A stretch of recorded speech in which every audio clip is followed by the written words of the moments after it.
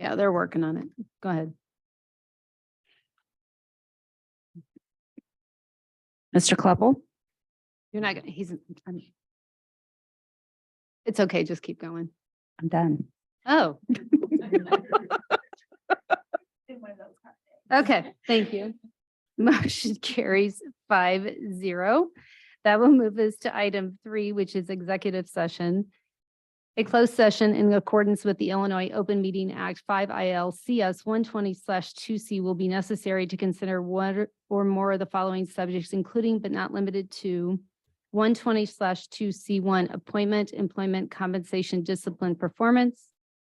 120/2C5 purchase or lease of real property for the use of the public body. 120/2C11 litigation. May I have a motion? So moved. Second. Soteropoulos Shannon. Tammy, would you call roll? Ms. Soteropoulos, Yes. Ms. Shannon, Yes. Ms. Armstrong, Yes. Dr. Baker, Yes. Mr. Brown, Yes. Mr. Kleppel, Yes. Oh. Ms. Vasquez. Yes. Motion carries 7-0. The time is 5:33. The Board of Education is in exec session. Just in time to move to the items.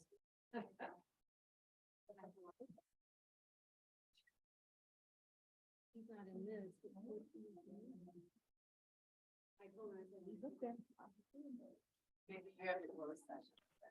Hello? Chris, we're going to you can join the other link now, Chris. Okay, I'll head that way. Just in case you want to give an update on the Joel thing. Oh, I can, Yeah, just that. I can. That's it. I can do that. I just want to cover. Yeah, I don't have any. No, just want to cover. Yep, I got it.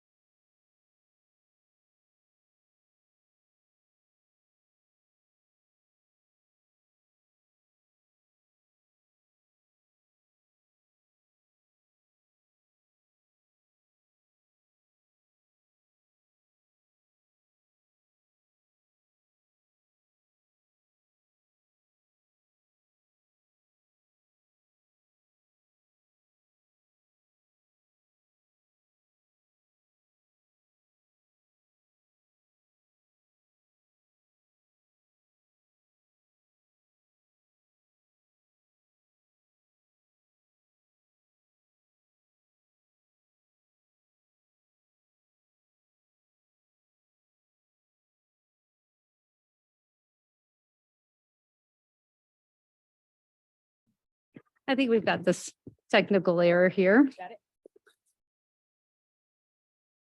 Okay. Thank you for being patient. Thank you. The Board of Education is back from exec session. That will move us to agenda item 4, communications. I'll turn this over to you, Dr. Boozer.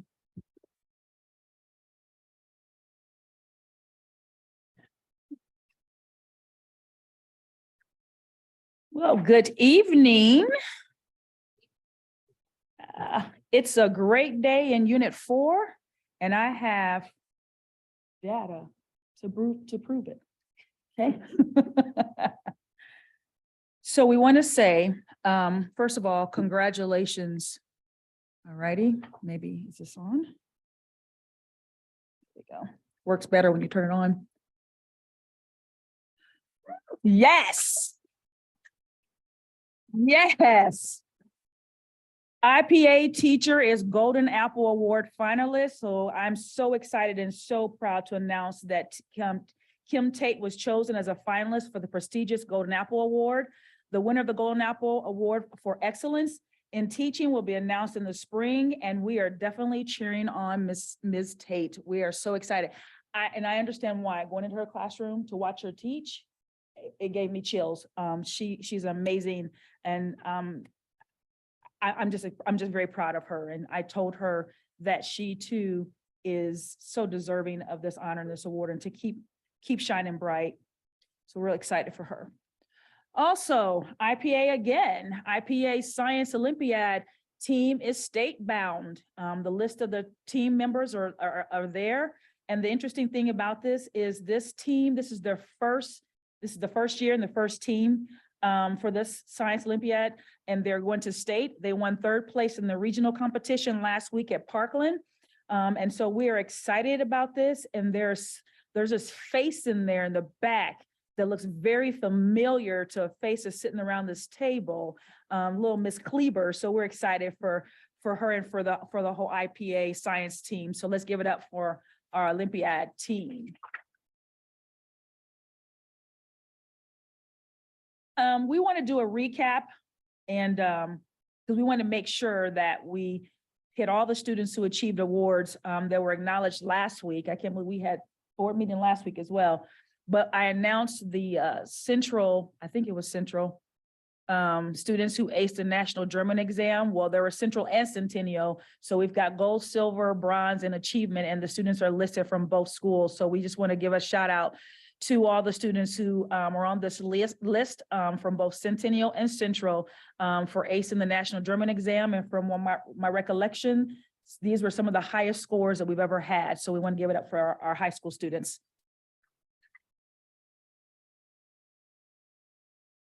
Also, Centennial High School won 2nd place. So kudos to the Centennial Chargers archery team for winning 2nd place at the Charger Classic last weekend. We appreciate everyone's patience through the power outage. So yeah, I'm telling you, if it can go wrong, sometimes it does, but we make it right. So we're excited about that. There were more than 900 archers from 29 schools that participated. So, and Centennial won 2nd place. Look at those faces. So congratulations to the Chargers. Now, if you are an archery expert or just love archery and you missed it last weekend, you have an opportunity to go and visit and see what happens, because they're coming back for the state tournament at Centennial on March 24th and 25th. So you can join them there. They're hosting the tournament. More than 1,000 archers are expected to participate. And this is the first time ever that the state tournament has been hosted away from the fairgrounds in Springfield. So way to go, Champaign Unit 4. Woo-hoo! Also, we want to say congratulations to the following students on this slide and the next slide. Please join me in congratulating the creative Centennial High School students whose artwork will be featured in the annual Eric Show. The show opens March 8th and will run until April 7th. So please go on down to the Illini Union Art Gallery at 1401 West Green Street in Urbana and check out all of the artwork. You can see some of it. It's absolutely breathtaking and amazing. We have some talented students here in Unit 4. So there's some names here, and then we have a whole nother page full of names. So those, our students are doing great things in the art world. All righty, so last week was Read Across America. March 2nd was the National Read Across America Day, and I want to extend my thanks to the many community and staff members that volunteered to read books to our elementary students. And so you can see, there's even Mr. Carter, Caleb Carter, one of our ADs, shouting. We just want to shout out to everyone who participated. It's a lot of fun. Kids love it. And so anytime we can be of support to our elementary buildings, we really want to make sure we do that. So congratulations to those who helped us and thank you.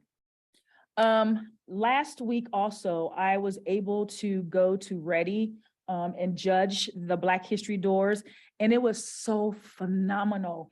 The students that created the doors themselves, they were able to stand there and talk to me about what they learned.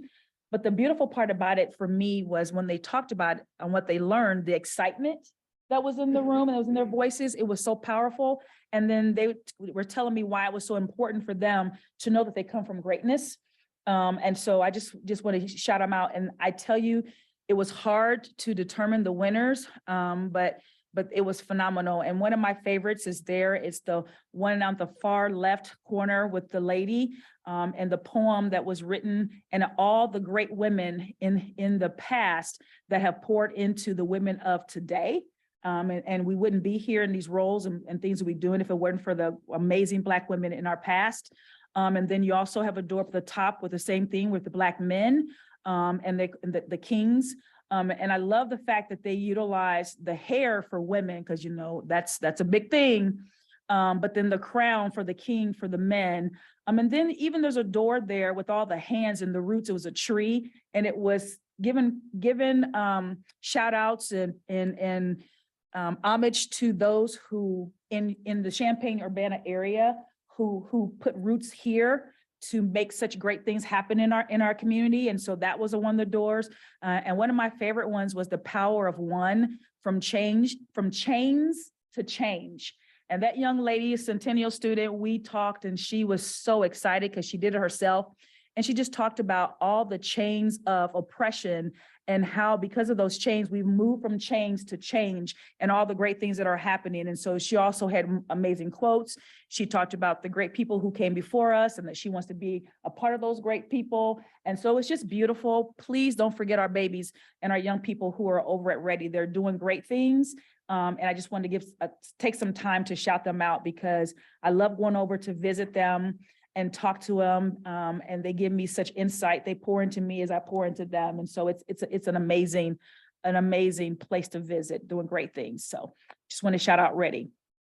Then we had our very first all-staff Soul Skate. The Unit 4 Cultural Committee celebrated Black History Month by hosting a Soul Skate for all staff and their families. So we had more than 200 employees and their families attended. So I want to shout out to our HR department and to all those who helped make the event joyful and enjoyable. It was so much fun. And no, I did not get on the skates, but I was there. My body said no, my knees said you're crazy, and so I didn't, but it was just so much fun to see everybody there, the kids, the bus barn, teachers, administrators, community members who are just connected to us. It was just a great event. So you can see Chief Tyler there as well. He came out with his family and participated with us, and it was phenomenal. So shout out to our HR staff for great fun. That's not the end, but it will have more. We're just really celebrating diversity across our district. So it was great. Also, it's a great day for professional development. It was today. Today was early out day for our staff and our students. And so we provided staff members across our whole district provided PD or participated in PD. And a lot of those were led by our own staff members, our teachers, our administrators, and we had community members as well. But they provided some meaningful and relevant professional development opportunities. And some sessions, like I said, were taught by teachers, administrators, and community members, and they were in different buildings. We had some at Windsor, some at Mellon, at Jefferson, Franklin, Feichens, IPA, Centennial. We were everywhere. And we went to the campus at Parkland. We were at U of I. So it was just a great day, and I cannot stress enough the importance of professional development opportunities. And when you have them led by your own staff, especially teachers, empowering our teachers to do the work is amazing. And then we also I got to step in and talk to some of our SSAs and security and hall monitors, and that was a fun session as well. So we also are recognizing this month Disability Awareness Month for all inclusion for the month of March. So March is National Disability Awareness Month. The mission of Unit 4 Special Ed Department is to meet the diverse needs of students with disabilities by providing individualized instruction and services that will result in measurable and meaningful student growth. So when we say all, we mean all. So shout out. And March is also Women's History Month. So we're celebrating throughout the month of March, which features across various media platforms. So look out for all the different things we'll have going. There's different celebrations and activities going on in some of our buildings. This is also National School Social Work Week. This week is National School Social Work Week, and we're grateful to all of our dedicated school social workers in our district. The theme this year is We Rise. They rise to listen and understand. They rise to challenge inequities, and they rise to support all of our students. And we can't do this work without our school social workers. So we're really grateful for them. And so I love the theme, We Rise, because that's what we're doing in Unit 4. We're rising. Okay, now, as a reminder, returning student registration is coming soon. So I strongly encourage all returning families to register your student for the 2023-2024 school year as soon as registration opens on March 15th. I'm saying it today because we'll be on spring break next week, but registration is still opening on the 15th. And so we're nearing finalization of the school assignment process. So registration information for our kindergartners and new students will be coming soon. So, but for returning students, March 15th through June 26th. And so an email link for the returning student registration will be sent on March 15th. So please watch your email. It's going to be sent to the primary guardian listed in our student information system. And so check your emails for that important link that's going to be coming out. Registration is soon. I can't believe it. We're talking registration for next school year. All righty. I'm almost finished. Attend today, achieve tomorrow. I'm still going to keep yelling and screaming out that attendance is important. It's a great day when all of our students are at school on time every day. So please make sure your child is in attendance. It's one of the most powerful predictors of academic success, and we need every Unit 4 student at school every day for the entire school day. And that's all I have for you, folks. Thank you. Thank you, Dr. Boozer.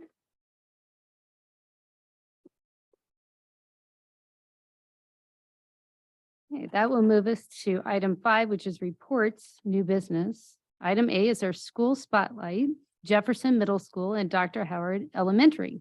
Turn it over to you, Dr. Taylor. Sure. I'd like to invite Jefferson to come up to their positions. However, you can sit at the table or you could be at the podium, whatever you'd like. And while they're doing that, just a reminder, these are our spotlights that go over our school improvement leadership team process, school improvement plans, and everything that has been going on the past 3 years, really, for this process, culminating based on the work of the strategic plan work that you all put in a few years ago. So we'll let Jesse Guzman go ahead and start.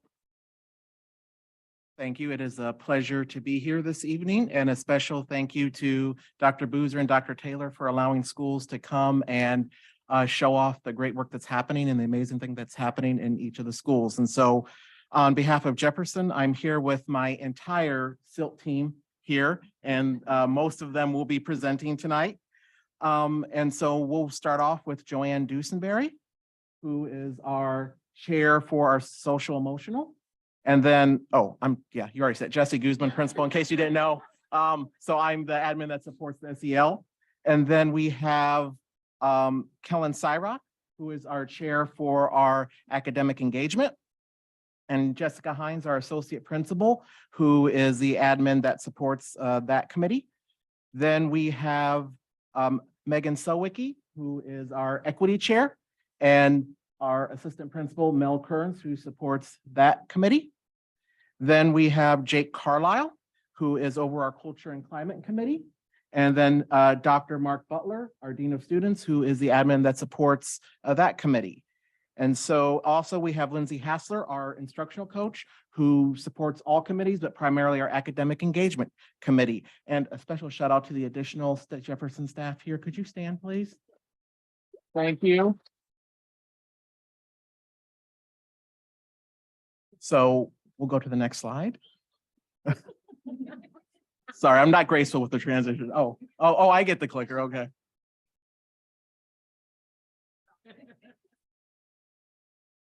Okay.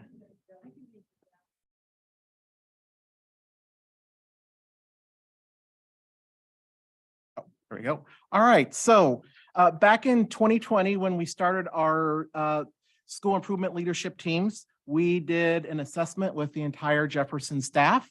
And through collective feedback, these were the 4 areas that as a building we wanted to focus on: equity, academic engagement, social emotional learning, and culture and climate. And so as you can see, we have each mission statement listed there. I won't read through each and every one of those to save some time, but they're right there for you. Data and accountability. On our winter 2023 MAP school-wide school profile, we have seen a large shift in our student growth percentiles in mathematics and continue to reduce the academic gap by the time students are leaving us in 8th grade. And so over 3 years, we're seeing fewer and fewer students in that bottom 10% in math. And so we're moving students out of that lower percentile. Also, when we look at our winter 2023 MAP results from fall to winter, our most significant academic success is the reduction of students in the bottom 10% for math and reading among our Black students. For Panorama, our school showed significant increase in the following areas: growth mindset, self-efficacy, and sense of belonging. We've had a percentage increase there. Also with growth mindset, as a nation, we rank in the top 80th to 99th percentile for growth mindset. And so we really work to make sure Jefferson is a place our students feel welcome and it's a supportive place for all of them. And so when we look at our DR data, when we look at our discipline data, compared to last year, we have seen a significant decrease in major infractions such as altercations, drug-related offenses, verbal abuse, that has declined. Also, our highest utilized behavior response to discipline referrals is becoming more restorative centered. So we're talking more with students, getting in touch with families, parent contacts. And so that's actually being noted in our wraparound for our students and our consequence actions. And then for areas to focus on, our accountability is the opportunity gap still exists among our Black and white students, but also our students with special education services. And so those are areas that we're going to continue to work on.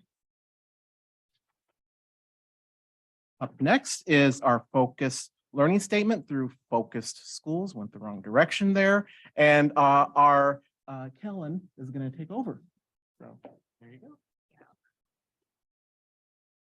Hi, my name is Kellen Cyrock, and I'm the reading specialist and dyslexia therapist at Jefferson Middle School.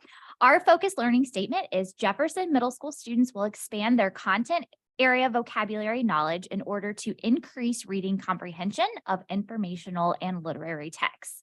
This is our adult version, but as you will see, there are photos. Our students have started to brainstorm student-friendly versions thanks to our fabulous librarian, Ms. Anderson, and with the help of our instructional coach, Ms. Hassler, as well. So we will be landing on a student-friendly focus learning statement very soon. All right, so within the Academic Engagement Committee, we have done a lot of stuff in the past 2 years. So initially, we did a deep dive of data, and we really analyzed the data not only from MAP, but other diagnostic assessments as well. So we really wanted to determine student strengths, but also in deficit areas in specific regard to literacy skills. So as you know, MAP is only one data point, so it's really important that we gather other data points as well. So at the beginning of the school year, we did some diagnostic assessments in classrooms, and then also myself, I pulled some students to do some diagnostic assessments to really pinpoint where do we need to focus. So as a result of that, we kind of landed on identifying vocabulary as a school-wide focus. So if you're familiar with teaching reading, you know that a lot goes into being a fluent reader. So not only word recognition, but also having the language comprehension and the background knowledge. And so we have students kind of all over the spectrum. And so we thought vocabulary would be a really good place to land, because not only does it support students in word recognition, but it also increases their vocabulary knowledge, which ultimately supports reading comprehension. So after landing on that, we also meet bi-monthly to just increase our committee understanding of evidence-based practices. And it's all rooted in the science of reading, which is a vast body of research, and how it applies to adolescent literacy in all of our content areas. So we are truly hitting all of our students to ensure that all students have access to grade level content. We have started a monthly newsletter, including instructional strategies and further resources for learning in regard to vocabulary instruction. Oftentimes, we will include podcasts or research, books, websites that adults can use in the classroom, and just a plethora of resources for teachers to use. Additionally, we have provided some in-house professional development sessions on the science of reading for all content teachers with a specific vocabulary and language focus. More recently, we have started and initiated some horizontal and vertical alignment with vocabulary, so across the grade levels and contents. So we're really seeing the horizontal alignment, but also the vertical alignment with the vocabulary, and specifically identifying common morphemes. So a morpheme is the smallest unit of language, to really provide that understanding of what the vocabulary might mean. And this is throughout all contents. We also have a building-wide instructional drive that includes graphic organizers, resources, teaching protocols, all supported by AVID and the Science of Reading. And then one thing I'm really super excited about that we just most recently kind of landed on was identifying a diagnostic vocabulary assessment to utilize across the school, in addition to our MAP data to inform our instruction. Here are some lovely photos of our student engagement newsletter. Staff get these the last Friday of each month, and they are also posted in the bathroom. So whenever they're in the bathroom, they can read them. And then these are also housed on our instructional drive as well. So you'll just notice that the primary thing is just really honing in on the instructional strategy, but then also including some research in bite-sized pieces, because oftentimes reading research can be very overwhelming. And so just kind of including that, and then stuff on executive functioning or just resources and different things like that. All right.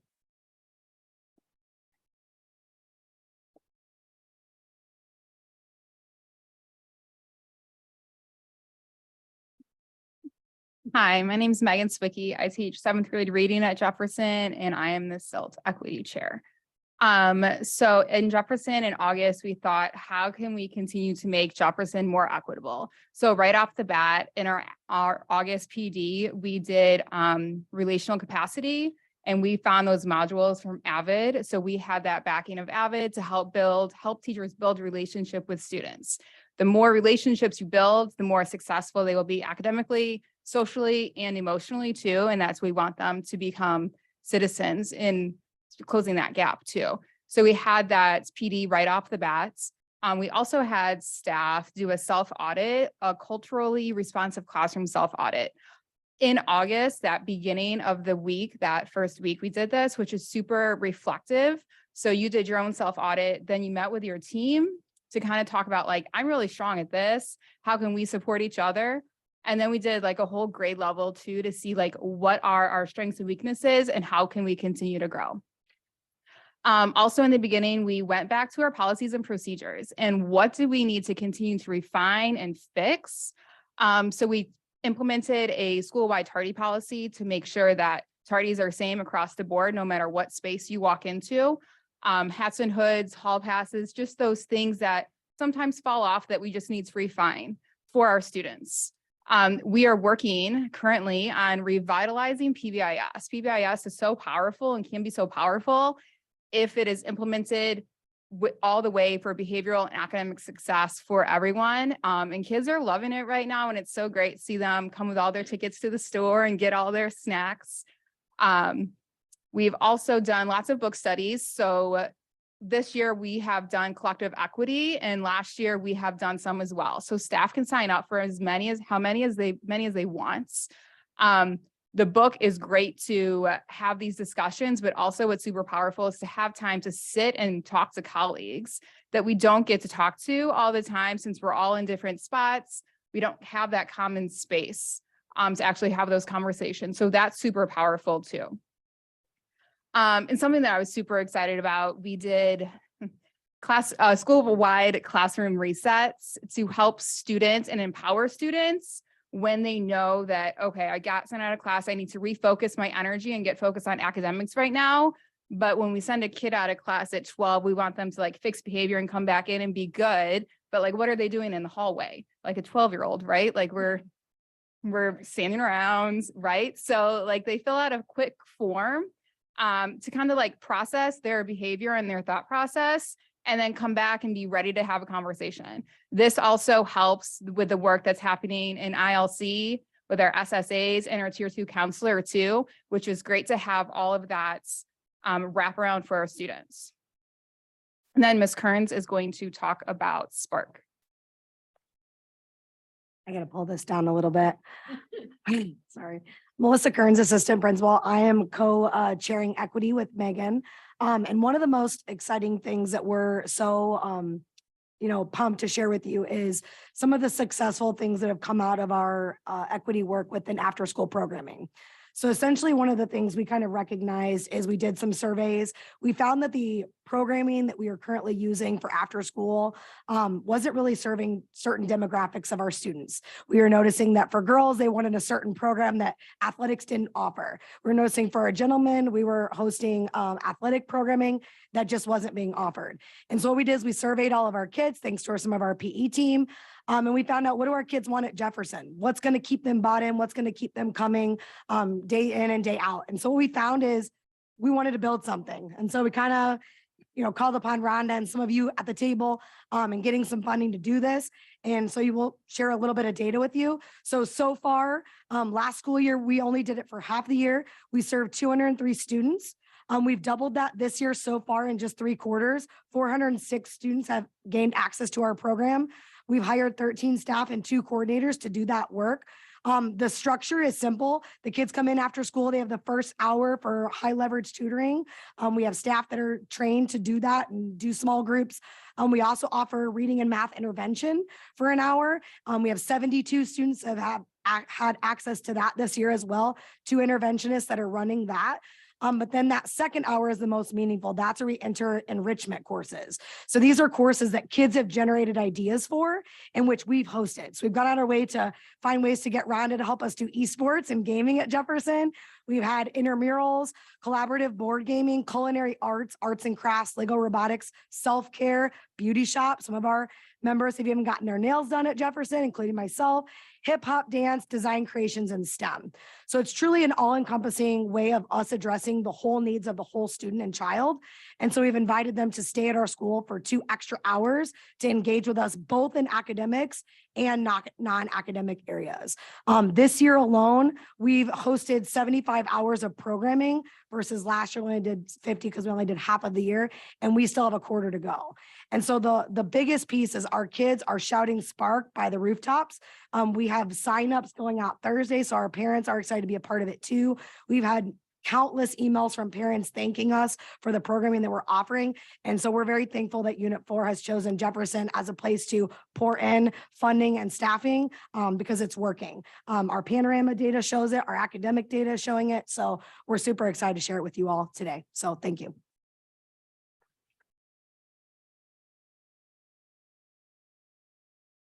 I don't know how I'm gonna follow that, but I'll try. I'm Joanne Dewsbury. I'm the social worker at Jefferson full-time, and I'm the SEL SILT chair. Thank you for being here tonight and listening to us as we share our work. I've been a SILT chair now. This is my 3rd year, going into my 4th year next year. And it's been a journey, with COVID thrown in there too. Definitely haven't, we've seen some ups and downs of the work we're doing in SEL. But we started off this whole thing kind of during the remote learning year, kind of conducting some needs assessment with the current SEL needs of our building. We looked at some of the current SEL curriculum we were using in the building and just asking teachers, do you think this is meeting our students' needs? Do you think it's actually teaching them the concepts they need? Are they engaged in it? Is it interesting to them? And they kind of decided they're interested in learning something more, trying something out that's different. So we kind of went back to Castle, and everybody pretty much knows what Castle is. I can't really define it. I just know it's really great and it's an evidence-based entity. So we love it.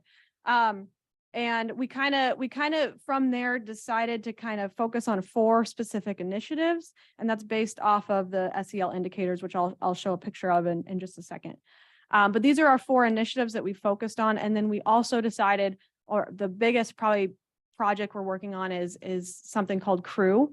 And that's kind of our advisory, our revamped advisory, our 15 minutes a day that we have to really teach direct SEL concepts, relationship building, team building, stuff like that.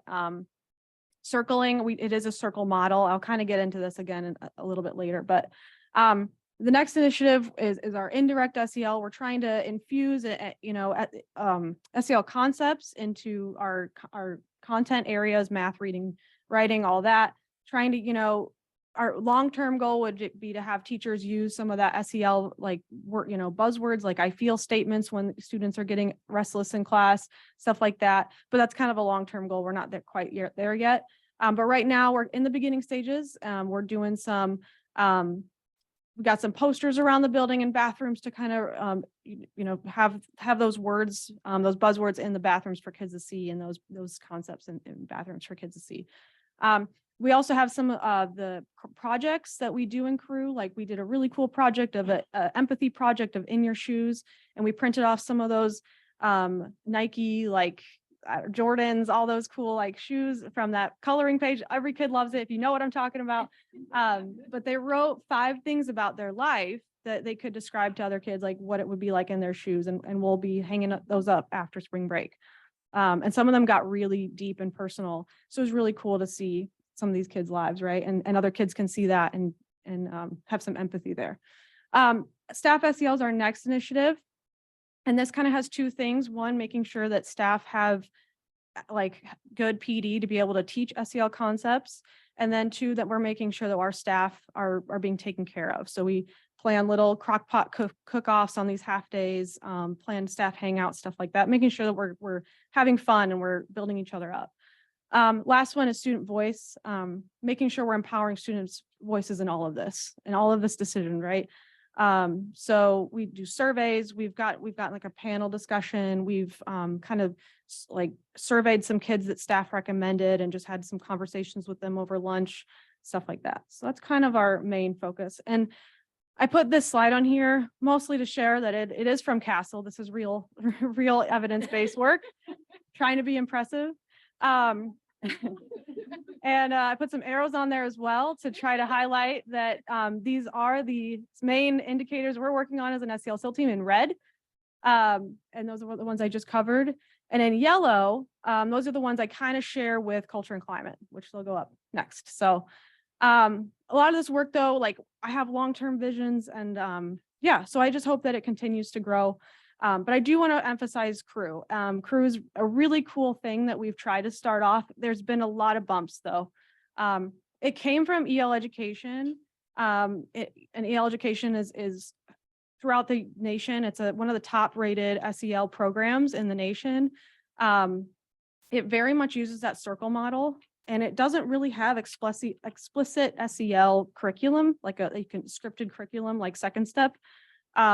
But it uses a circle model to like kind of just make sure that CREW leader is having those organic, natural relationship building conversations in their CREW. You can have a lot of SEL teaching just with a conversation, right? And the idea is, you have one staff member per like 12 kids. So everyone in your building, as many people as you can, cafeteria staff, the custodian, anyone possible can be a crew leader with proper training. But so, all of this is that circle model, like it shows how much power is in that conversation and that relationship. That's what we really want. We tried that last year. There was a slew of things that we just didn't quite have nailed down. So this year we kind of changed it to be more instructional style. So it is a little bit more like advisory, but we still are trying to have like those days built in with circles. And there is 2 staff members, we call them crew buddies, per every classroom. And we try to break out and do some circle time. Our daily lessons, we have some relationship building activity every week. We have an SEL lesson every week. We have a journal reflection, we have a class discussion, and we have a game. And again, all of that is trying to incorporate as much circle time as we can get.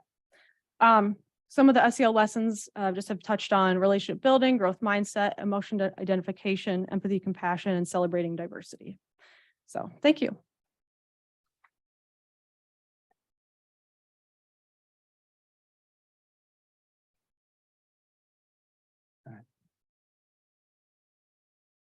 All right, I'm Jake Carlisle. I'm the SILT chair for Culture and Climate.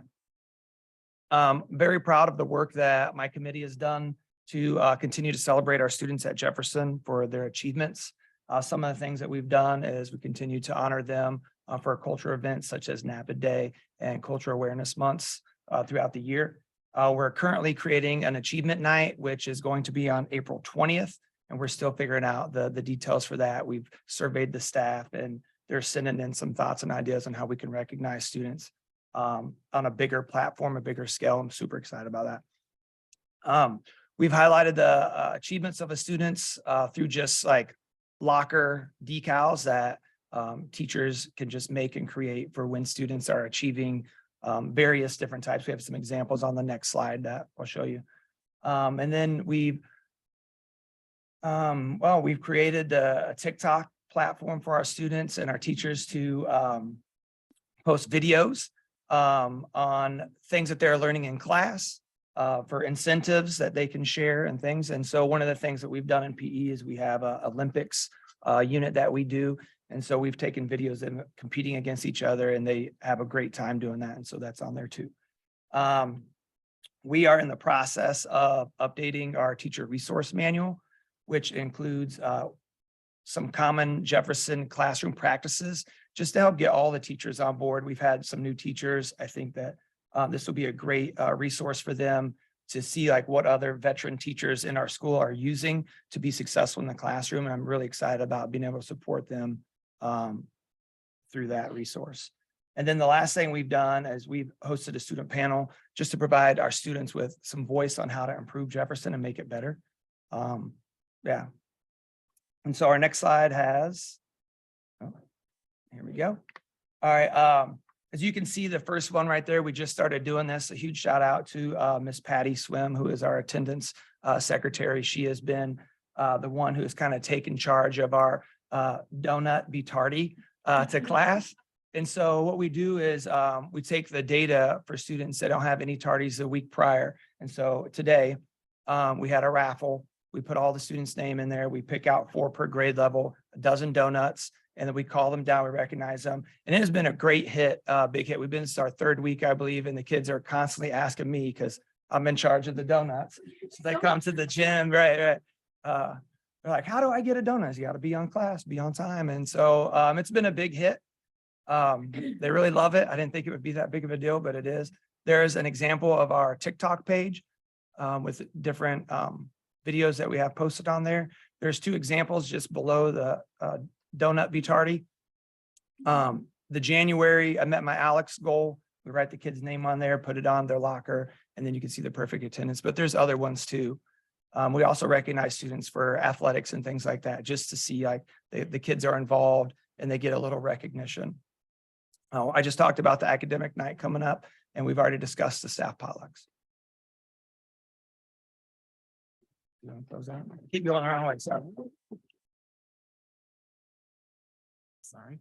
Also, each of you have a bag there for you. Actually, all our incoming sixth graders are going to get this bag. When they come visit us in April, all our fifth graders that are going to come visit us here in the next month, they're getting all this Jefferson gear. Again, coming from our SILT work, we want them to really want to come and be excited about coming. And so they're leaving in April when they come with what you have with you right now. And so any questions?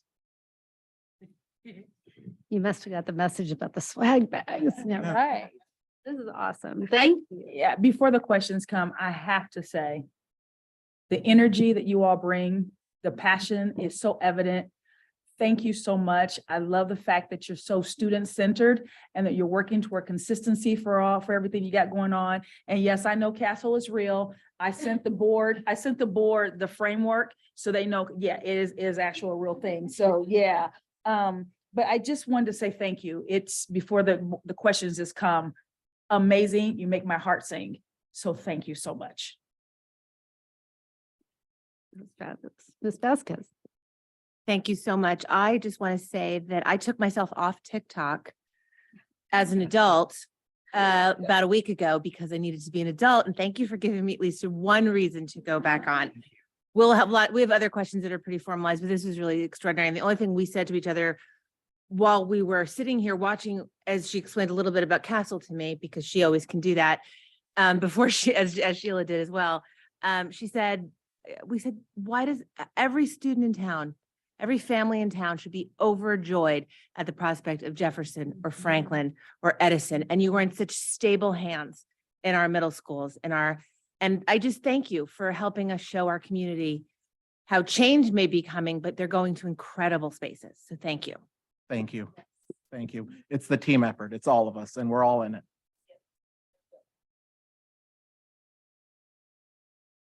Questions, Kathy?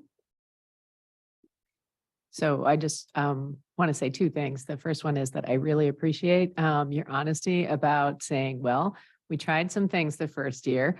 They weren't working so well. And so we adjusted our approach. And I love that because everything's not going to be perfect right out of the gate. And I appreciate your being a model for our students that it is okay to not know all the answers right away. It's okay to try something and have it not work out as well as you wanted it to and change your approach. So as long as you don't give up. Exactly. Just go back and do it again. Exactly. So I love that. The other thing I wanted to say, and we usually save this for last, but I just want to make sure somebody asks it. How can we support you in your work? Some of us had some ideas. Because we've watched previous ones and we know we get this question. So I got one. I just think your guys' support is very important for the teachers and staff. And I would just challenge you guys to think of ways that you could honor the work that we do in Unit 4 to improve the culture and climate amongst the Unit 4. We really want to keep funding for Spark. So I know originally we had talked about it being temporary. I think it's something that we could really learn a lot from and potentially, I don't want to speak for the middle schools, but I think there's other kids out there that would want it and love it and do it. And so we'd be more than happy to share our model with any of the Unit 4 schools to see how we can make that come alive. If you know me, which none of you do, but if you know me, you know that I'm going to say this. Make literacy a priority. Make literacy a priority for all of our students, not just K2, but all of our students. We can't have equity if we don't have literacy proficiency. So please. I knew you were going to say that.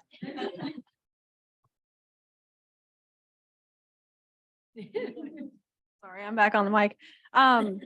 I think, I mean, I know I'm biased, I'm a social worker, but I mean, our student needs, our SEL needs are just really high. And I know you guys probably know that, you probably hear that all the time, but I really do, I think Crew could really help, try to build relationships and build.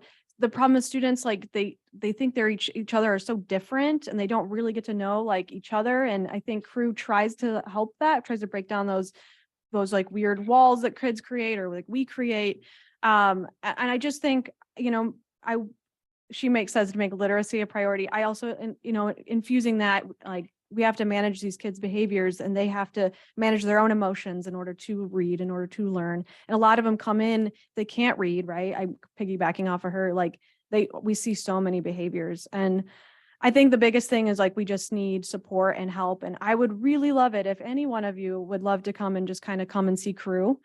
I would really love it if any of you reached out, and I will like be happy. I'm James Harden. I don't know if he's here, but been wanting to bother him. So I'm coming for you, buddy. But yeah, I definitely want to echo that because I have sat in on the Crew a couple times and it was amazing. So I couldn't tell it wasn't how you wanted it to be because I think was it with your class? No, I don't know. But anyway, I can't remember, but it was a couple of classrooms, but yeah. So I echo that, and it's something definitely we do need to continue to talk about. So you brought a couple of things that I want to make sure we continue having conversations, and how do we make it bigger and, you know, across our system, because that's one of the things you can do with equity as well. But it doesn't have to mirror what you're doing, but what does it look like at Edison? What does it look like at Jefferson? What does it look like at Franklin? But I love the concept. So I did get a chance to sit in on Crew a couple of times. And so I echo that. thank you. You're Yeah, welcome. We just need to teach these kids like how to say, I feel it mad, instead of Mhm. like, using Yeah. their fists, right? We So that's- and we that's can, what you do. can, we got some adults that can.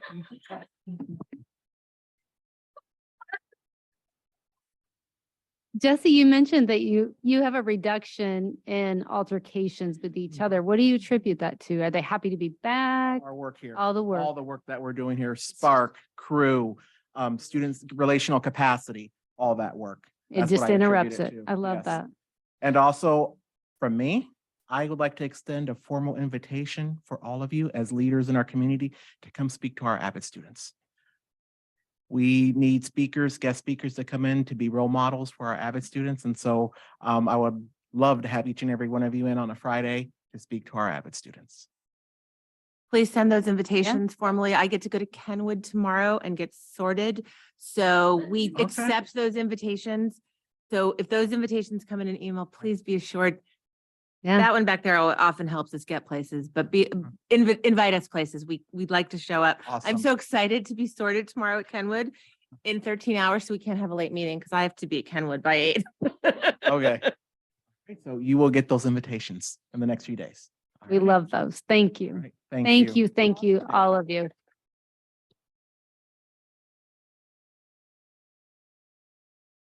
Okay, next up we'll have Ms. Mislin and Dr. Howard, and they'll get settled. So they can talk about their silt work. And there is actually a little bit of a theme here with some extended day type programs. It wasn't planned that way, but you know what's going on with Spark after school here, and you're going to hear a little bit of another innovative school who did something different in times when we don't normally regularly have students. So we are small but mighty, small but mighty. I love Jefferson and for those of you that don't know, I worked there for 2 years, so they did a great job. Really inspired. I knew we should have gone first, but it's okay. It's okay. It's okay. Jesse got it. It's okay. Okay. Good evening. Thank you for having us here. I'm Suzanne Mislin. I'm the principal of Dr. Howard, and I'll let the other presenters introduce themselves. I'm Melissa Pavlakis, and I'm the assistant principal.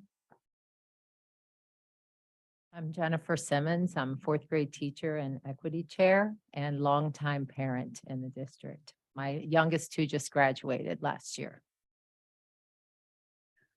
So, like Jefferson, Dr. Howard also began the silt work in the spring of 2020 before the shutdown. Dr. Taylor actually started working with my predecessor. And so the staff at Dr. Howard, prior to me coming in, had already done their placemat activities. They had identified their priorities, and these are our silt committees and our chairs. So I do want to recognize our chairs. Some of them, Dr. Simmons is here with us tonight. She's our equity chair. Our student achievement chair is Julie Turner. She's a first grade teacher. Culture and climate, we have co-chairs. Christina Campesino, who teaches kindergarten in the morning, and she's an instructional coach in the afternoon. Mignona Langalang is an interventionist. Our professional development chair is Mr. Kevin Frederick.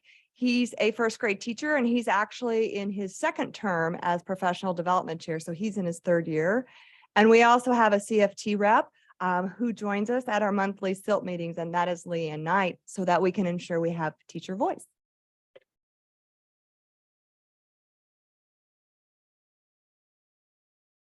So this is some of our data as well as our accountability measures that we have at Dr. Howard right now. So currently our summative designation is commendable, which is great for Dr. Howard. And some of the data that we've really focused in on is MAP and Panorama. So in regards to MAP, we are across all of our students above the national average for those who meet and exceed in ELA, and that was a growth area from last year. Our percentage of third grade Black students, which our third grade is, and I've heard this across the district, third grade is an area where students are really struggling right now. Our third grade Black students who scored did not meet decreased by 20% since 2019. And then across all of our students, we were above the district and national average for exceeds in math. So we have a lot of students who are at those exceed areas in our ELA and math. And then in Panorama, this is something we're really proud of. Our students' growth mindset increased by 6% from this fall to this winter. So our kids are learning that they can change, they can grow. And that's often one of the biggest roadblocks that we see. So it's wonderful to see that that growth is happening and they're seeing that they can come to school and learn and grow and get to those goals that they have. Our academic goal right now is to increase our number of students who are meeting or exceeding for ELA and math for both MAP and IAR. We still see this big opportunity gap between our Black and white students. So our goal is to close that gap at Dr. Howard. And some of the ways we're doing that is really first and foremost to strengthen our tier 1 instruction, both in math and ELA. One of the ways we're doing that is through our ELA walkthroughs that everyone in the district is doing. And also to provide professional development on reading instruction. We're really trying to move to this idea of decoding and focusing on the science of reading and how we use that not just K2, but K5, because all of our students need to be able to decode and comprehend at all levels in order to be literate. And then finally, we really focus on our data wall. Our data wall is an active and living document at Dr. Howard that all of our teachers are filling out at all times and really guides our PLC work. So when you pull up that data wall, we use it as a talking point every time we get in front of our PLCs to make sure that we are on the same page and that we are using data to decide where we need to move at Dr. Howard. So it's probably no surprise that our focus school work has really led us to reading.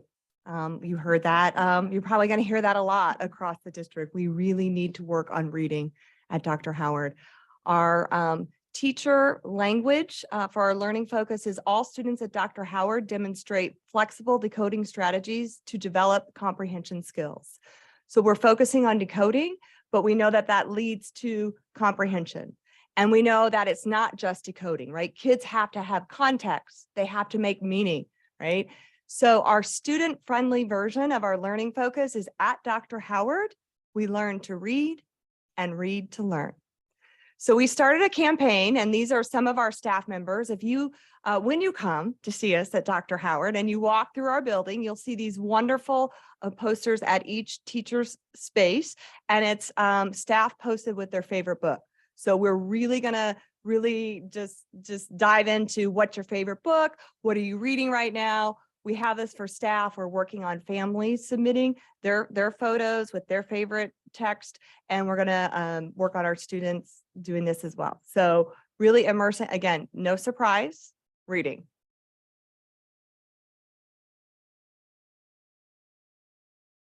Thanks for hearing about us at Dr. Howard. Our equity goals are, use culturally responsive, explicit decoding instruction to grow independence with text, expression, and communication. Decoding means at the younger grades, we're learning to read. There's a lot of ways that looks, but at the older grades, what we're finding is it's finding the base word in the middle of a long multi-syllable word, and the students are taught to find the base word, and then that helps them with the meaning. Look at the prefix and affix, and then to be better communicators. Also, our equity goals are to provide diversity and inclusion, equity, and implicit bias training. Along those goals, we've done some, as far as our staff, we've done some book studies over the last 3 years, excerpts from Why Are All the Black Kids Sitting Together in the Cafeteria? We Got This, How to Be an Anti-Racist and Anti-Racist Ally. we're working we had book choices as a staff, and then we get together and discuss how things are going and kind of identifying our own bias and hoping to change the systems that we have. We've also purchased a lot of culturally relevant books so that our students see themselves mirrored in the books that we're reading to them and the books that they're choosing. And this has been really a whole school effort. Suzanne has helped us infuse really great books into our classrooms. So if you come to visit us, we may have some great books to send home with you too.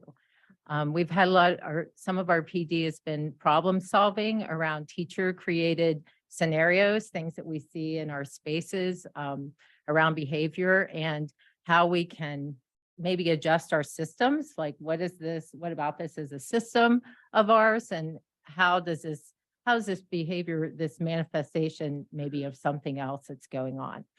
And so that's really helped us. Suzanne will talk about the Dr. Howell Owl Prep Academy, but I can say that this summer school has really helped in our relationships with teachers and students. I know that I had all fourth grade, like kids from all 3 fourth grade classes going into this year. So that really helps when you're out at the playground or in the building, you see, you all have relationships. Part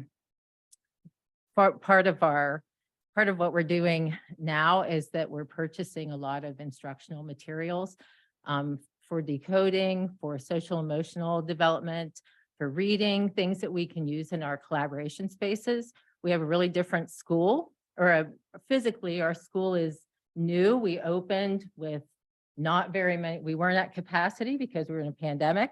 And so now we're learning to use these spaces, our collaboration spaces, the way they're intended, with materials there that kids can access independently. We're using data-driven intervention support. So we have intervention, since we have decoding and reading across the school, that's our focus. Our interventionists, our math teachers, our PE teacher, everyone is using word study and language development. And we do a lot of building-wide problem solving through the equity lens, like the kids, how their transportation works. Do they come when there's still breakfast? If not, what can we do to make sure kids come in and get breakfast? We have breakfast in our classrooms, which is something as a parent that I really like. I love having kids in my class eating breakfast and talking, and then we all kind of start our day together that way. We also talk a lot about our routines in our building, recess. We're always problem solving. What systems do we have in place? What do students need to be successful?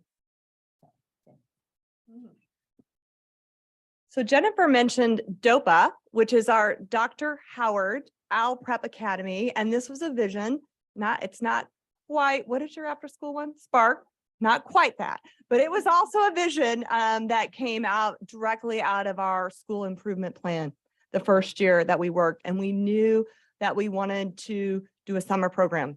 So that's really challenging at elementary, right? Our kids can't hop on the MTD, right? We have to get them breakfast. We have to get them lunch. We have to find staff. We're a staff of like 40 people.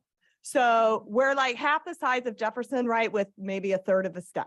So our Dr. Howard Owl Prep Academy is just something we are so proud of. We've run it 2 summers, the last 2 summers. And the idea was we really wanted to get kids in our space and front load them. One, to the building, because in the summer of 2021, we had kids that hadn't even been in our space.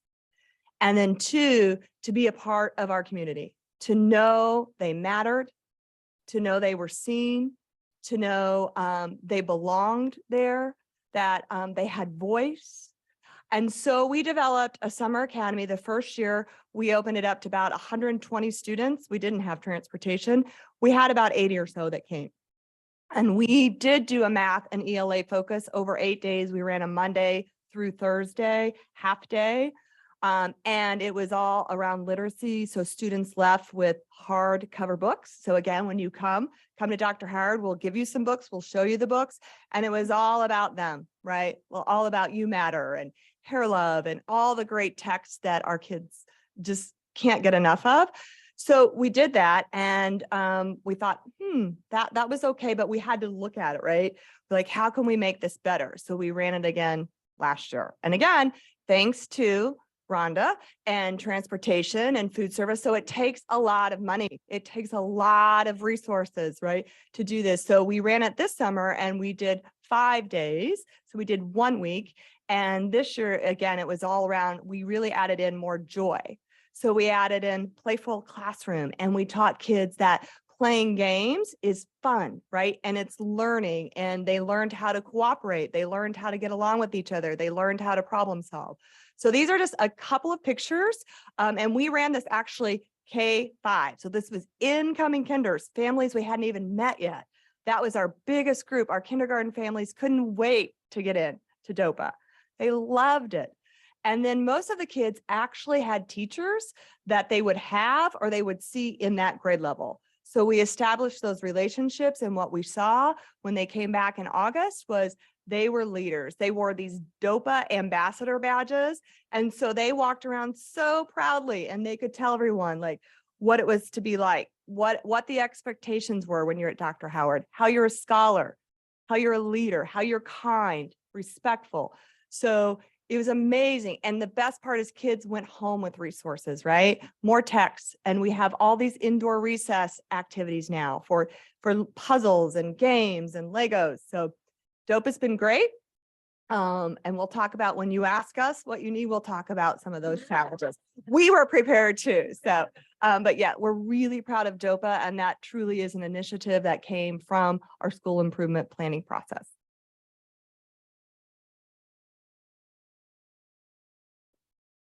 Okay, so our Culture and Climate Committee, which is run by Mignona Lungalang, the goal, and Christina Campesino, I'm sorry, I forgot that they were co-chairs.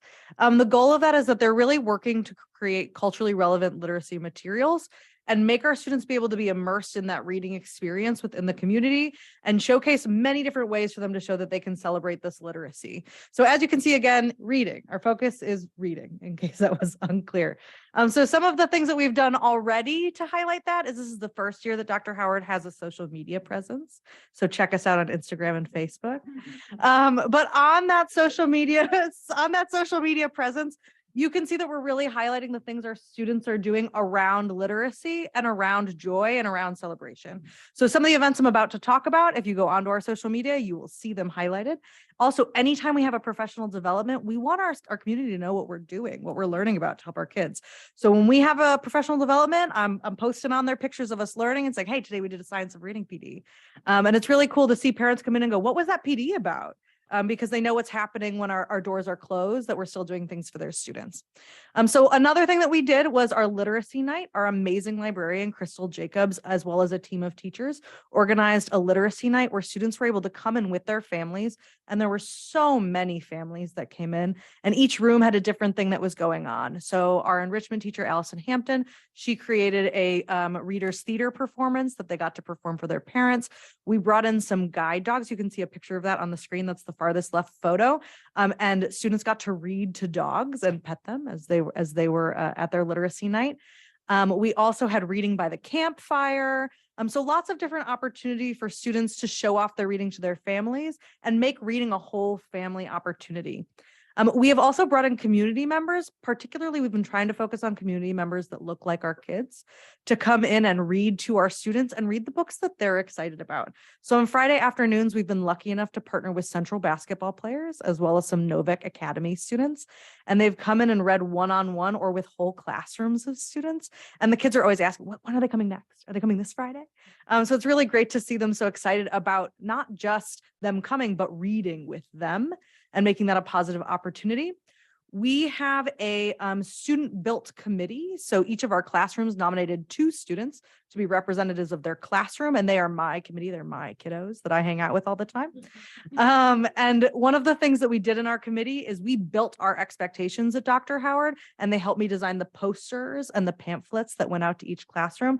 And then they created videos on what we should do in order to create those expectations at Dr. Howard. And those are shown each month. So at the beginning of each month, they get to be like highlighted in their classroom with the videos that we show. And then we also had a kindergarten alphabet assembly. Our kindergarten teachers are great. You'll see in the top right-hand corner, there's a picture of that. Our whole cafeteria was filled. We ran out of seats. So many families came from our kindergarten classes. So they came and got to see all of the alphabet learning that their students were doing. And like I mentioned, we had that second grade Readers Theater performances. Some things that we're looking to do or did before this PowerPoint was done, is we are looking to do some May Day neighborhood basket deliveries. They've done this in the past and we want to continue. We had a civil rights wax museum in 5th grade. I'll send you some pictures. Again, it happened before this PowerPoint was done, but just incredible. Kids dressed up with their posters presenting who they were for Black History Month. We also have been doing a lot of buddy classrooms. So our 5th and 4th graders will come down to kindergarten and do letter tracing in the hallways with our kindergartners to help our students who are behind. And then we also have some 3rd and 2nd graders who are pairing to read together, particularly students who need intervention and maybe we don't have as much intervention support for them. So we are leveraging our higher level readers at our higher grades in order to help those younger students with their reading and to see themselves in higher level readers. And then we've done a lot of Black History Month spotlights in our music, science, and in social work. And then finally, our cultural spotlights, we did Hands Around the World and International Night, which is a really great point for me to plug our PTA. Our Dr. Howard PTA is incredible. I mean, they did Hands Around the World, they've done movie nights, they brought in the Illinois basketball players. I mean, just amazing at helping us build community. Our families at Dr. Howard are really integrated and engaged in making sure our students are loved and cared for. So we're really grateful to them. All right, so our professional development, as part of our SILT leadership, we needed to marry whatever we were doing with our responsive classroom. We're a responsive classroom school at Dr. Howard. And so we developed a plan to address our literacy needs and also some of our social emotional needs. So we, a lot of our students came back with trauma, of course, and also adults have this too. And so some of our students, when we came back a year ago, hadn't been in a school in well over a year. And then they were coming to a brand new school. And we realized early on that a lot of them weren't really on board with coming back to school at that time. I had kids every day asking me, when can I go home and learn on Zoom again? And I was like, that's not happening anymore. So we started asking our staff, what do we need? We need literacy PD, we needed trauma resilience PD and so we're giving professional development or organizing that around the needs that our staff wants. So we have the science of reading PD, Kate Stallmeyer is coming in to do that. We have Karen Sims has done some trauma resilience professional development for us. And our professional development team visits the other teams to find out what we need going forward in professional development. We are infusing Playful Classroom into our whole building, and all of us teach reading. And so as far as our literacy needs go, most of the building is piloting either into reading or a foundational skills type of reading curriculum. And with that, since we're all teaching reading, we make our learning visible. Like here we are decoding, here we are learning to read, here we are reading to learn. These are the projects and the work that goes with that so that our students see we're doing this all the time. Even at literacy night, we had alphabet cards that had adjectives and nouns on them. And so students went around with their families and made acrostic poems that described them and their family members with their names. So we've really been able to do a lot with our professional development team, just listening to the teachers. So thank you.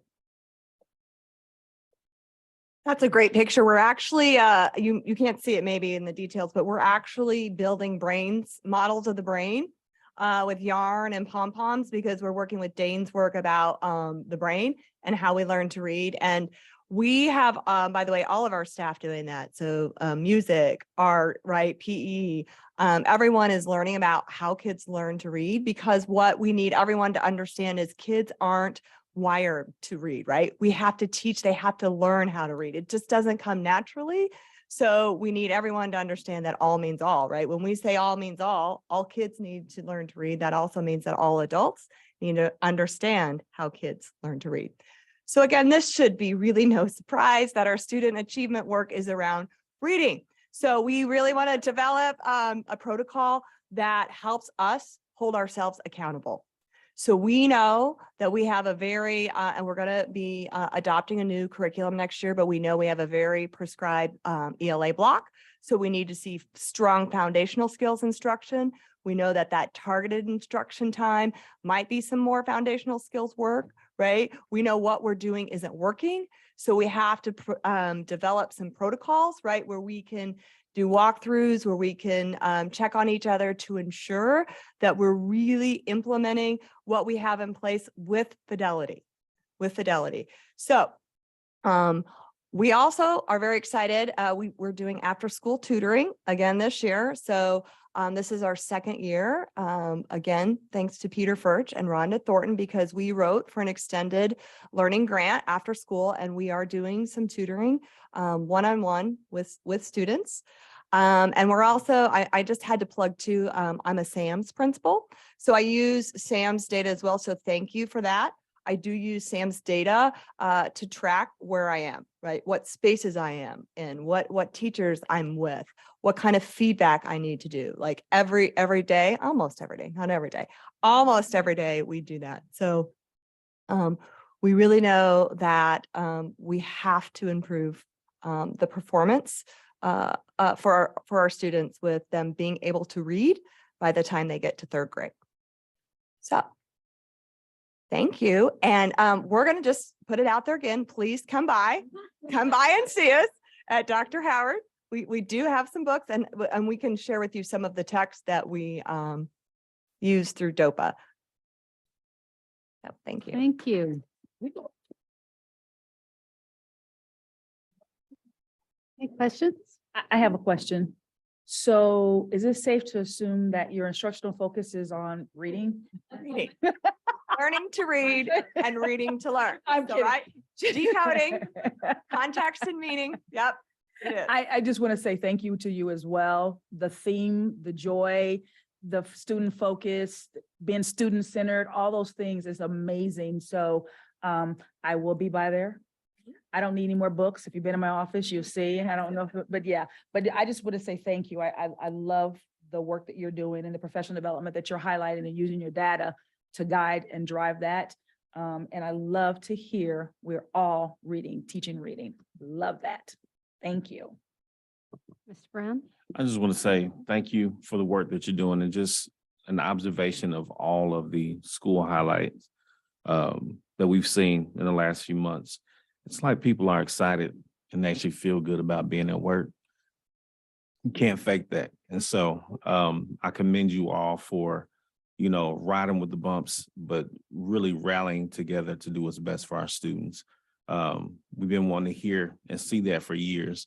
And for the first time, I'm actually convinced that's what's happening in our building. So thank you. Keep up the good work. Thank you. Thank you, Mr. Brown.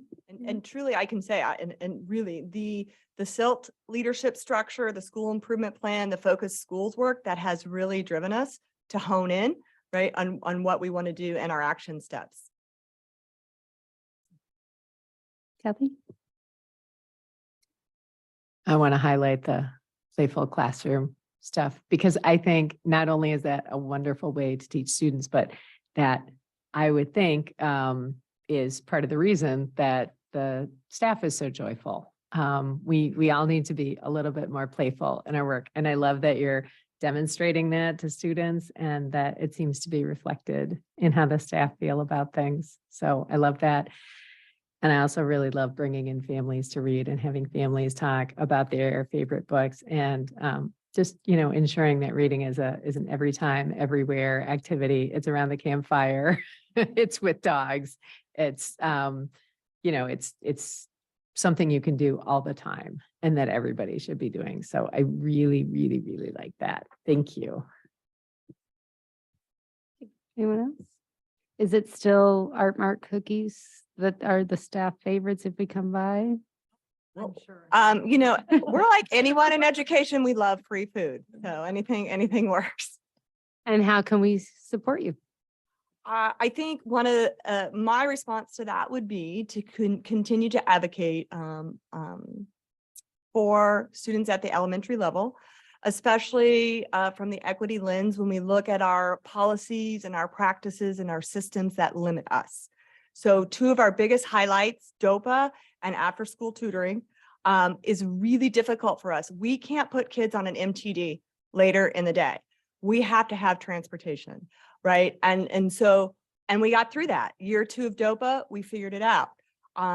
However, I still think that some of the big dreams that we have are often limited by a calendar, right? Or I don't know, a cleaning schedule, or you know, just so really thinking about how we break down those barriers, because they're systemic barriers that limit access for our Black students and families. You might have something else.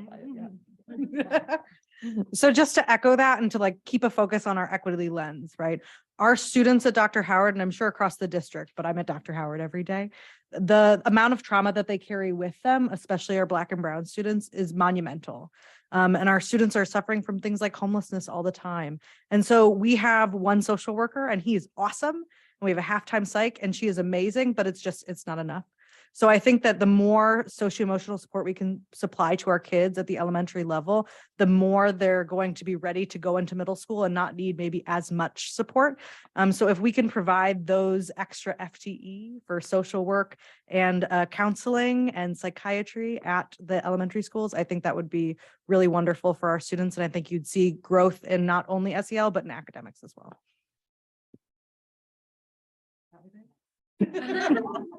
Thank you. Mr. Kleber, would you like to give a plug right now for how people apply to work? We actually are short some psychologists and social workers in the district, so you can apply online at champaignschools.org/employment. Yeah, and it's just, and I know that it's not apples to oranges, right? But we are up near 400 kids. Our MLL population has doubled. Our special ed population, right? It's not just Dr. Howard. It is it's needs that we have across our district. So just again, it's all the work that we're doing in our strategic plan. So looking at the allocation of our resources, right? And are we doing that in a way that's really beneficial to the largest number of our students? So access all the strategic plan points.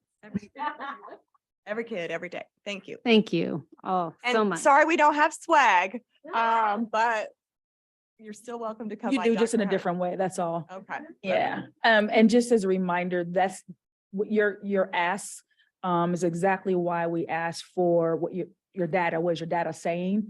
And given the rationale for what you need and why you need it and how it's going to be utilized, if it's being utilized the proper way. So having those conversations with me and with HR and with Linda is powerful, and of course with Dr. Taylor, but we want to make sure we're doing what everyone needs and not giving everybody the same thing, because that's what equity is. Equity is meeting where we are and what we need, but with accountability.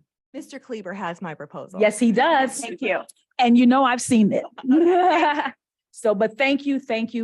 Appreciate you all. You all And tonight. Jefferson truly is amazing too. Yeah, it is. And I was just gonna say, listening to you all tonight and the others who have come before you really makes me feel proud and honored to be the leader of this amazing system. Is because of you and what you do. So, and I don't say that I'm about to tear up, but I don't do that often, but you all are amazing. And in spite of all that we've been through, you get the job done. It's not easy. This is hard work, but it's heart work and your hearts are in it. So thank you so much for everything you do. I commend you. Thank you.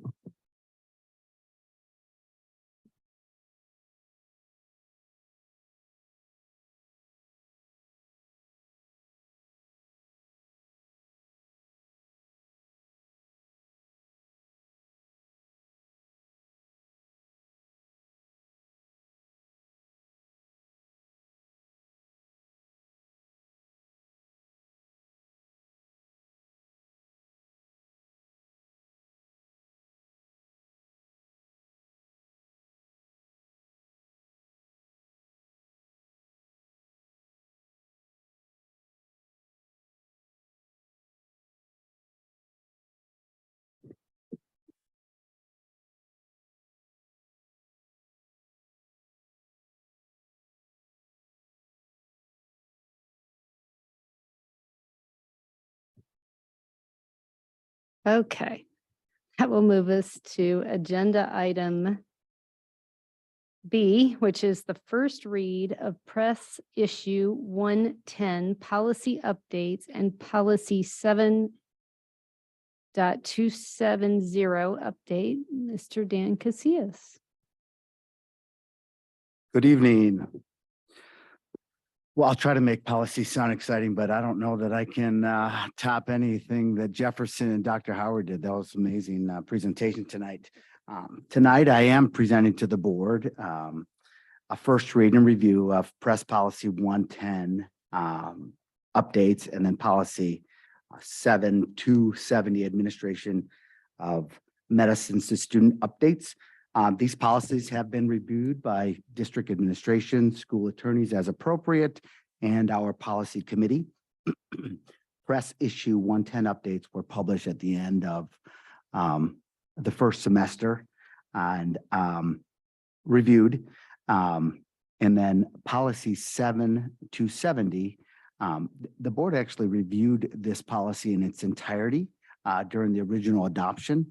We actually decided to wait on the proposed language specific to unassigned asthma medication and unassigned opioid antagonistic medications because we didn't have a doctor at a time that could prescribe such undesignated medicines. And we also didn't have the relationship that we have or the agreement that we have with public health, which right now, which is that they are going to cover all the costs of the Narcan medicine that we would be having in our schools should the board decide to move that way. So it is our recommendation that the board review the updated policies and changes that were made and consider them for first read. Any questions? Yeah, this is new business, so that it'll be the first read. Any questions for Dan? Not a question because we went through them very thoroughly, but just a statement to the committee, good job. And also, I know that we haven't looked at admin procedures. I know that we haven't as a board and we wouldn't, but at some point it'd be nice just to hear like admin procedures for section 1 are done or however you're going through it. So just as you're giving updates. Yeah, so I can give a quick update. Our goal is to, we're going to move relatively quick. With the adoption of press 110, there's an update to the admin procedures the press will provide to us. We've started to schedule some meetings with our administrative team and Angie Powell, the representative from the Illinois Association of School Board. The goal is to have our admin procedures done by June 2023.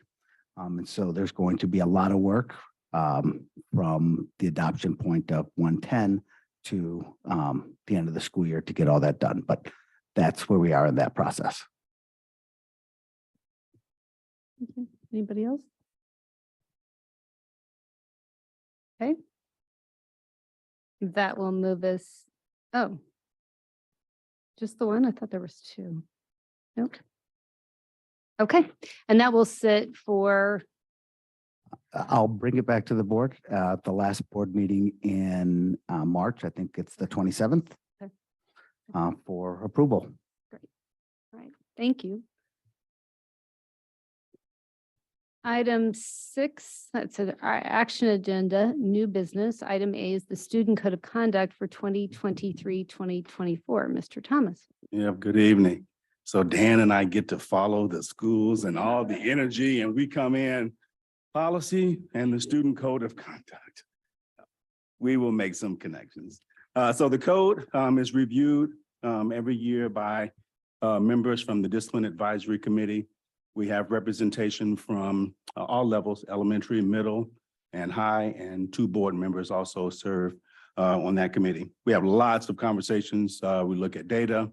The committee is twofold. One is to look at our current practices that are listed in the code, really meeting the needs of our students. And 2, to look at the continued disparity as it relates to student discipline. So as we think about changes, I always remind everyone that the code is really a guide for our administrators. We have removed any prescriptive language in the code. We do not have any zero tolerance. We don't use progressive discipline. And so we are shifting kind of beyond what's in the code. And you hear the work that's happening are the presentations by the team. So today we had a professional development opportunity. James Harden and Peter and I joined all of the culture and climate SILT chairs to hear the great work that's happening and to ask several questions. How can the district staff continue to support you? And so that is an example of the defined autonomy that we often hear and talk about. Several of the things that they shared with us, teams have shared, and I will go through a few of those. One is to continue to focus on our tier one. What do all students need and get? And there was a huge focus on reteaching expectations at all levels. There's this assumption that kids know what to do. They don't. And so explicitly teaching and revisiting that every single quarter. How do we celebrate all students without any exclusionary practices? So don't have things that say, well, if you haven't had X, Y, or Z, you get to come. Let's do things that include and represent the entire school community. Funding, of course, you heard Suzanne Meislin, there's a need and we want to support our schools when they want to do creative, outside of the box, things that support their individual campuses. Today, we also heard a need for all staff members to go through the de-escalation training component of TCI. So TCI is Therapeutic Crisis Intervention training. It's a 5-day training. And so it is difficult to pull any staff member for 5 days. The first 3 days of that training focuses on the de-escalation part. And so we will take that to cabinet to figure out what is a way that we can provide that TCI de-escalation portion in front of all of our staff members. Dr. B. Yeah, and we talked about this briefly a little bit, but remember, we also are investigating CPI, which is not as long, and the focus is on de-escalation. So that's part. So Tammy, can you please put that down as a reminder for our conversation tomorrow? Thank you. So CPI is an 8-hour Crisis overview. prevention. Very similar Yes. pieces. We have, as a district, have always used TCI. There is a trauma component to TCI. So we're going to send some staff members to CPI to see if there is a big difference. And if CPI works, because it's only 8 hours, that would be something I think feasible to get in front of certainly all of our new teachers and returning staff. But that was a recurring theme, is a need to continue to provide professional development for our staff. And it can be in both, perhaps. Could we talk, think we talked about that. We could probably do those who need a more extensive, the TCI, and then we also can add the CPI piece. So keep that in mind. Yep. They asked for more training on the data warehouse. Rhonda and her team, we have a ton of data. We've walked through it with them, but they want some real time to watch an expert go through the data. And when you watch someone who really understands how to work the data dashboard, you're like, it's amazing. So they've asked for some more training and time around the data dashboard. And then you heard tonight, more staff as we think about supporting our kids suffering from trauma from a variety of ways, social work and counseling. So the recommended changes for this year are around really resources for our parents. Dr. Harden has done a lot of work around the attendance, and you've heard Dr. Boozer at every meeting talking about the importance. It's in the code because we want parents, when they open up one document, to know these are the expectations, these are the things that are excused, and these are the things that are unexcused. So those changes to the attendance, we want it to be put in there. Parent communication protocol, again, a resource. It's a roadmap. So if a parent has a question related to a curricular question, what is the first step? And so before someone emails the board or, talks to Dr. Boozer and says, hey, I want a meeting, we want to give them a roadmap. Have you talked to the teacher? Have you talked to the building principal? And so that's in there, and I think that will be helpful. And then Rhonda and her team did a great job of outlining some expectations around Chromebooks. The majority of our students do a great job, but we did want to list that, replacing those is not free. And so providing students also some tips on how to manage and care for those devices. So those are the recommended changes. I will open it up for questions before we ask for approval from the board. Okay, it is an action item. May I have a motion? So moved. Second. Soto Shannon, questions? Comments? Ms. Vasquez? I have no questions, but I thank you for this process, for fielding some really tough questions. And really, to your credit and to the team's credit, the staff comes together at the end of very long days to have tough conversations about how different our different buildings are, the needs in different buildings, the students. It's really been eye-opening as a board member to sit in those spaces. So just the eternal appreciation for the work, but also the lift and learn for me as a board member to sit, and I'm sure Kathy as well, to sit in those spaces and hear how those teachers navigate. We got to navigate one of the visits and meetings after like a tornado in February kind of day, which is super fun and normal. And in come these teachers at the end of a day that I learned was exhausting at levels none of us could have understood in terms of keeping the kids calm and parents informed. And yet still we had to talk about what was right and how we could make it better. And so thank you. And it's not my favorite committee I've ever been on by any stretch, but it's an incredible committee because it's important work, but I had no idea what I was signing up for. And I'm so glad I did, but it's a heavy lift of a committee. So thank you. Appreciate that. Thanks, Heather. Dr. Baker? Question, when you were talking, it just made me think, I know Edison had a parent survey out recently about cell phone usage. Did that data go back to discipline or will it go back? Have you discussed? It did. What did you? Yep, we had a discussion about that at the last meeting. Unfortunately, we have not seen the response rate that we would like to see. Less than 300 families and less than 300 students have completed the survey. So we have sent it back out. The cell phone procedure is an administrative procedure. And so we're not out of time to continue to collect data and to have a change that the schools kind of help to create. But that will be part of Dan's work, and it will be an administrative procedure if there is a change. We do have 8 teachers that are piloting. We purchased some cell phone holders, and that has been really interesting.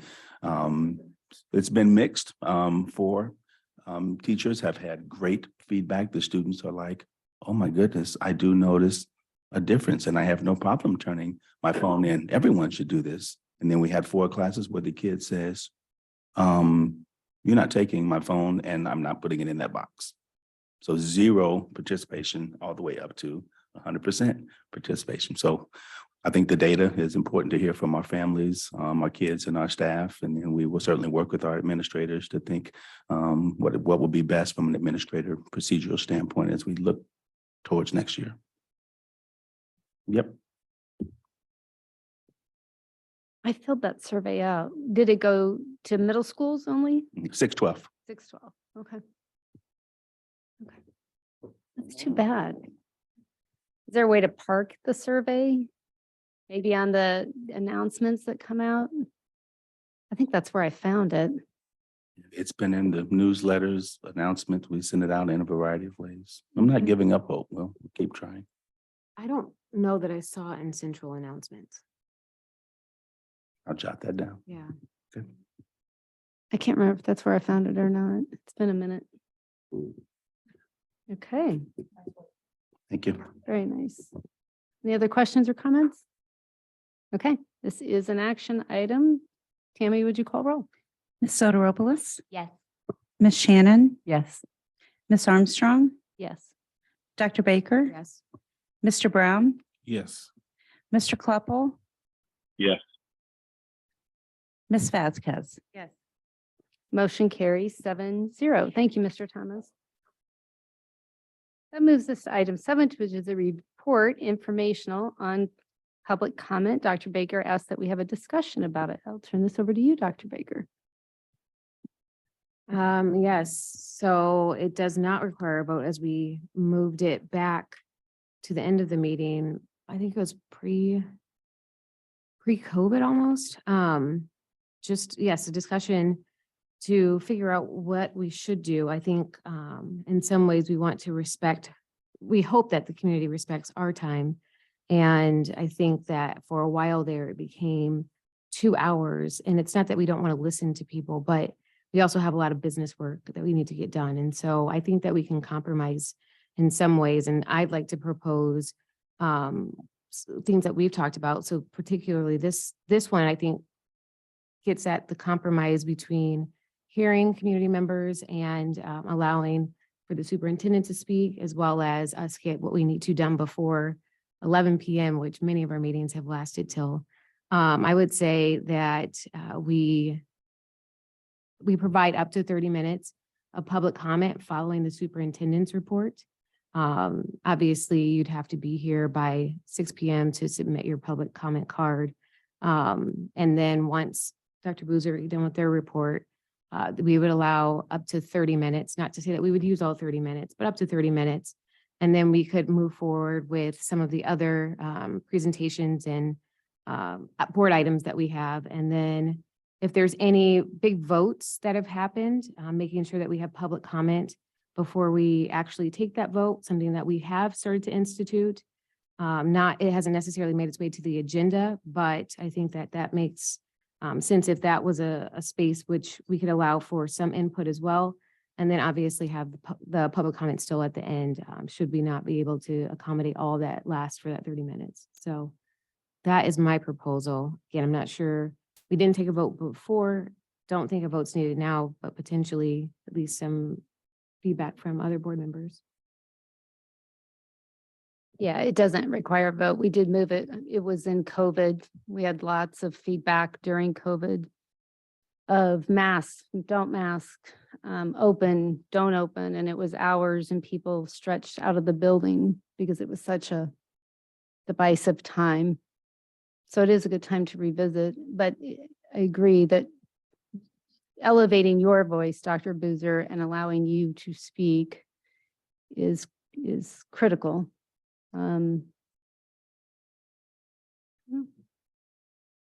Kathy? So the reason that I supported moving public comment to the end was because we had people commenting before, not so much Dr. Boozer's initial presentation, no offense, because I absolutely want to elevate your voice. But we had people commenting on agenda items before they had seen the agenda presentation. And then those comments would make it into the news and the actual agenda item presentation would not make it into the news. And then there would be misinformation out there. And so I would not support having public comment before agenda presentations. The way that the city of Champaign does it is that they actually have with every item that they're voting on, they allow public comment after the presentation on every item that they are voting on. And I could certainly support that as a fair compromise. I could also support our, formalizing our policy of allowing comment on particularly controversial items. I'm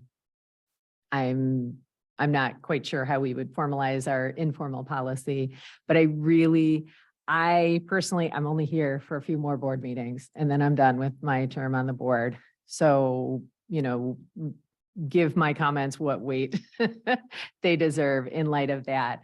But I strongly believe that it is not productive to have people comment on agenda items before they have seen the presentation. I think it was detrimental to the district. I think it was very, very hard on board members who are having to combat misinformation. And I think it does a disservice to the community. So that's where I'm at. Again, I don't have a whole lot of skin in the game, but for what it's worth, those are my comments. Thank you, Bruce. So originally for the same reasons Kathy mentioned, that's why I was in support of keeping board comments. Keeping comments at the end of our meeting. And I think And again, for those same reasons, listening to comments on things that are either inaccurate or misinformed before the reports, that was my biggest concern. Although I am open to a segment of public comment, for 30, because in my mind, I was like, there's no way I could support public comment the way it's structured at the end, at the beginning, because that's just an indefinite amount of time before we're able to actually get down to our business. So, I mean, with further conversation, I think I'd be willing to support a 30-minute public comment segment at the beginning. But it's still very important that, our goal is to be as efficient, not only with district resources, but efficient with our time. And it is very inefficient to, have comments that only have half the information and, conjecture and assumptions being made based on hearsay as opposed to actual content. But like I said, I'm not opposed to having a further conversation about adding a segment of public comment at the beginning, but it's still very important that not only that we make informed decisions, but that, we entertain informed commentary. Elizabeth? I want to first make sure I want to recap Dr. Baker's proposal to make sure I'm understanding it right. So your proposal is to, when the open portion of a board meeting starts at 6 or so, anyone who wants to speak at the first public comment, that up to 30-minute portion, they would have to be in this room by 6 p.m. They would fill out a card, turn it into someone. The cards would be read, up to maybe 9 or 10 cards for that 30 minutes, if everybody speaks for 3 minutes. The cards would be read in the order that people arrived in. So it would be a little bit different from our current public comment in that there's boundaries on how much time is spent on that first portion of public comment, 30 minutes. But also if, let's say and another thing I didn't make clear, this would be after the superintendent's report, correct? So let's say the superintendent's report ends at 6:20. If somebody arrived at 6:10, even though they're arriving before public comment, they cannot speak at the first public comment, even if only 2 people showed up by 6 o'clock to provide public comment. It didn't come out as concisely and clearly as I wanted it to, but is that what you're envisioning? We can figure that out together. This is not just my proposal, but yes, I mean, we said up to 30 minutes. I also want to make this clear, this is not really my proposal. We did talk about this in a retreat session, so it's not like it's coming out of thin air. But I would say if we had up to 30 minutes, yes, if it's 2 people were already here and a third person did come, potentially we could allow for that if they were here, yeah. And the superintendent's report wasn't complete. Yeah. There was a policy meeting, we did it. It was a long discussion and back and forth and trying really hard to figure it out as well. Mr. Kleppel? So what if we had something where that 30 minutes was kind of reserved for an old business public comment? And so that would kind of, or just in general public comment, hey, I have this concern, I want to talk about this. It wouldn't be really reserved for agenda items on the agenda for the rest of the evening. So if we're talking about middle school changes or something and having a vote on that later on, there would be a presentation for that and then open to public comment to comment on that specific thing. But that first 30 minutes would be reserved kind of for a general public comment, old business, that type of thing. And then kind of that public comment at the end would be new business. You're commenting on something that's taken place during the meeting. Just a thought. I fall under that Kathy umbrella of I just got a couple more meetings. I think I've mentioned to people that I'm in favor of moving public comment, or at least offering public comment opportunities earlier on in the meeting. So, I mean, I definitely support some sort of change besides just having it at the end of the meeting. Thanks, Chris. Heather? I understand the perspective we're all trying to balance here, and I want to make sure it's clear that I supported having this conversation in this manner. But I think one of the things we have to do as a board, and particularly those who aren't up for reelection, is start to do some rebuild of trust in the community. And we heard that a lot from our community members, that a space where we can accommodate that that population that's more affected by a later meeting. Keeping in mind the thoughts that are real. We want people to capture the information that we learned from Dr. Boozer and we learned from the teams. We want people to absorb the accurate information and reflect it back into their social media feeds and elsewhere. We want people to respect our time and their time. But I think one of the things we could do is acknowledge that in this space where we can have an opportunity to rebuild trust, there's more likelihood for people to, in fact, stay for the meeting, learn the information, absorb the information in a thoughtful way. If we're accommodating a request from them, perhaps they'll, and likewise, return to us, staying for the meeting and learning what we're coming to, what we're sitting here and learning, and what we go back in and learn after this meeting closes to public. I think there's an opportunity for us to, at minimum, because it's not written in policy anywhere, we can trial some things and see how it goes. Because I don't want misinformation out there either, but I also know that I'm not going to do any better at getting better information out there if I continue to make people feel as though they're hamstrung by something arbitrary. And I don't want to put words in people's mouth, but that's how when people have brought it to us, they feel limited in this after the whole meeting is over. So my perspective in supporting this notion publicly and having this commentary is my goal is to rebuild the trust with the community. I think that's a step we could take. So what if you took your 30 minutes? Does it make sense to do 15 after Dr. Boozer's presentation? And then, because part of something that did come up, that people were saying people cannot get here using public transportation. And I did the due diligence on that, and the later in the meeting, the better it is to have access to. So what if you took 15 minutes? Like if you look at communications, you could park it in 4. After Dr. Boozer gives a report, could you do another 15 at the end? Would you want to split it, or you want to keep it 30 and then an opportunity at the end? I would propose keeping it to 30, because if you cut it down to 15, Like 5. Yeah. huh? It's 5 people, yeah. Maximum Yeah. of 5, if everybody takes up all 3 minutes. And since I'm here and we're here, I wanted to respond to what Mr. Kleppel proposed. His idea makes sense. However, the idea being like the first public comment is for old business, the end of the meeting is for new business. Theoretically, that's nice. I think maybe we might make that as a suggestion. But I think that would be too hard to control, and it might not even be our thing to control. Yeah. So I think I support at this time a 30-minute block.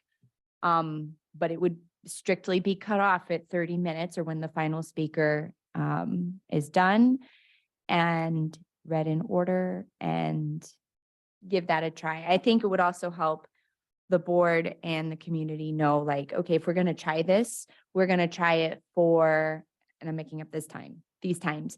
We're going to put it into effect beginning at the March 27th meeting, and it's going to be in place unless it's catastrophically terrible, and I doubt it would be, for 2 months. And then in June, kind of reevaluate and say, okay, we have tried it. We are now going to keep doing it or do something different. And in the name of rebuilding trust, just we were hearing from Jefferson, who they tried something for a year, tried it long enough to see it didn't work, acknowledged it didn't work. I think having that conversation is helpful. I agree. And I think if we get to a point of where we can actually have some study sessions, right, we potentially move some of those comments to something like that. So we've had those conversations, right, of actually having study sessions so that potentially the comments that we are getting can go toward that and really help inform and provide solutions, as opposed to just coming here and I mean, it takes everyone's time, right? We all want to get home to our families and everyone else. So I'm hoping that maybe if we can, as we get through all of these items that we have charged you to do, we can get to a space where we can actually have some study sessions. So if you have a controversial item, which we've had a few, and you open up the public comment, is there a time limit there? You mean within separate agenda items? No. My instinct is no, if for no other reason. If we've gone to a point in the meeting where we're having the, But policy does state that we can right, I adjust don't know that you it. put a limit there just because I think even my answers evolve as we hear questions from the community, as different members and the members of Dr. Boozer's team answer the questions. Like our answers move and our feelings change. So why would, I don't know that that's I don't know that we No, have to. just throwing it It's a out there. curiosity and I understand your question. I don't disagree with it, but it wouldn't be my instinct. How do you feel about the cards? The city doesn't do cards. They form a line and they say, state your name and your city of residence. Do you want to forego cards? I like the cards because they a lot of times have contact information on them, and we have seen often, and hopefully we can catch people at the end of the meeting, but there are times where people are upset. And it's a lucky thing that we have some contact information because Dr. Bruiser, I know you go back to those people and you try to get more details, more information about their issue. Yes. So you like these? Okay, because there's been times where people will come up and make designations. I'm with this group. This one's going to go first. I'm going to go second. I'm going to go third. I'm with this group. So I receive information on these cards sometimes that the speakers are being strategic with their time and their topic, which we could do, but what if they get out of order? But they want to be in order. Does that make sense?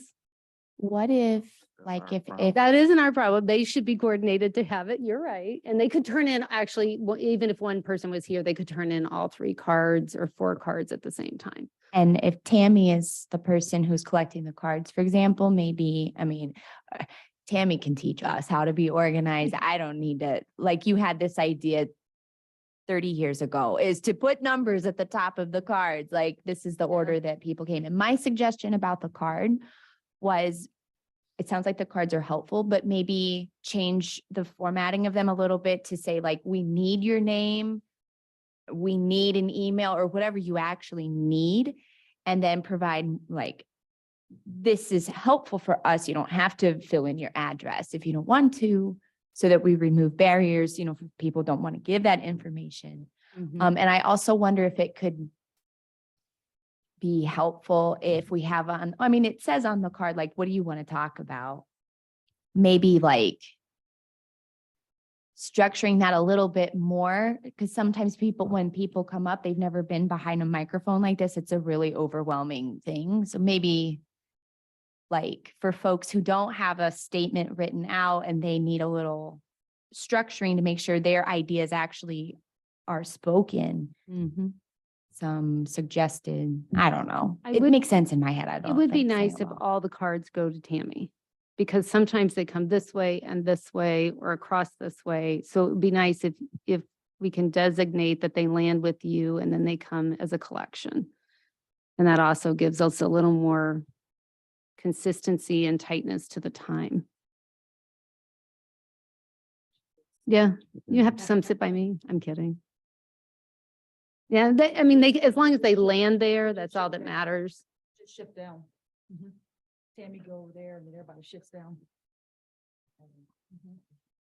Huh? Everything's better when Tammy. We can try it. Chris, did you have any more comments? We could try it No. as you, oh, sorry. Oh, I was gonna say if Dr. Baker could state what we're doing and then it's the 5. It's not a vote, but like just state one more time what we're gonna do and we'll all kind of voice our approval for it. Just so we're all on the same page and it's the final, this is what we're gonna do for the next 3 months. And pick a date on it. Do you mind, Dr. Baker? Go find it.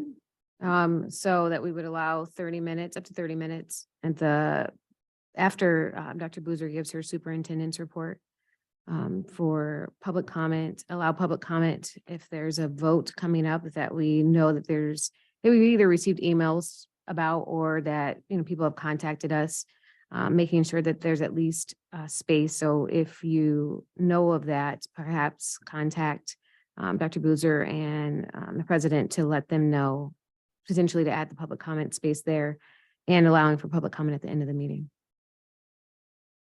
And at the end, Oh, yeah. I think Okay. that's I'm where just you making- let everybody go. Yep. okay. And then Sure. where do we?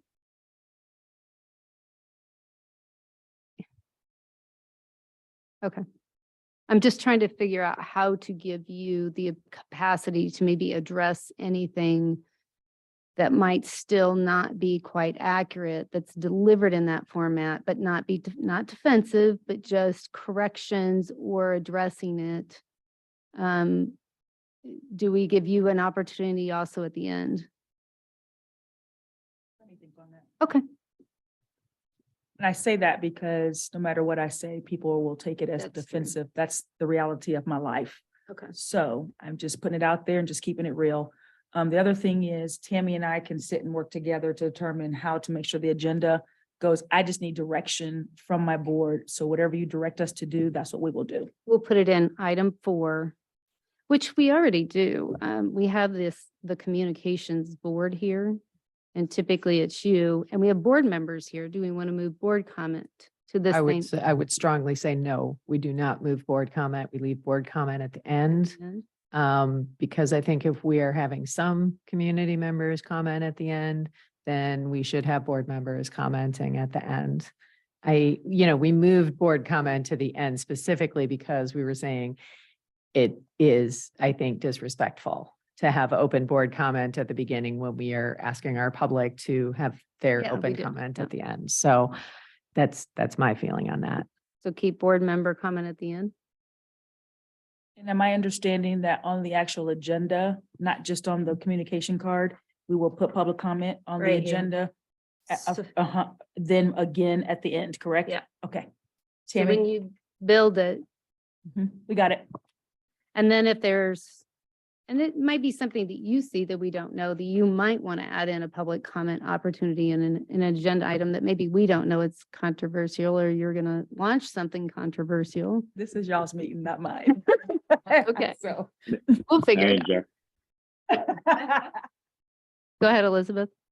Can I suggest that since there are a lot of people who will email us who've never been to a board meeting, they're like, how does this work? When do I get there? Can this be clearly, simply written on our website on like the board page?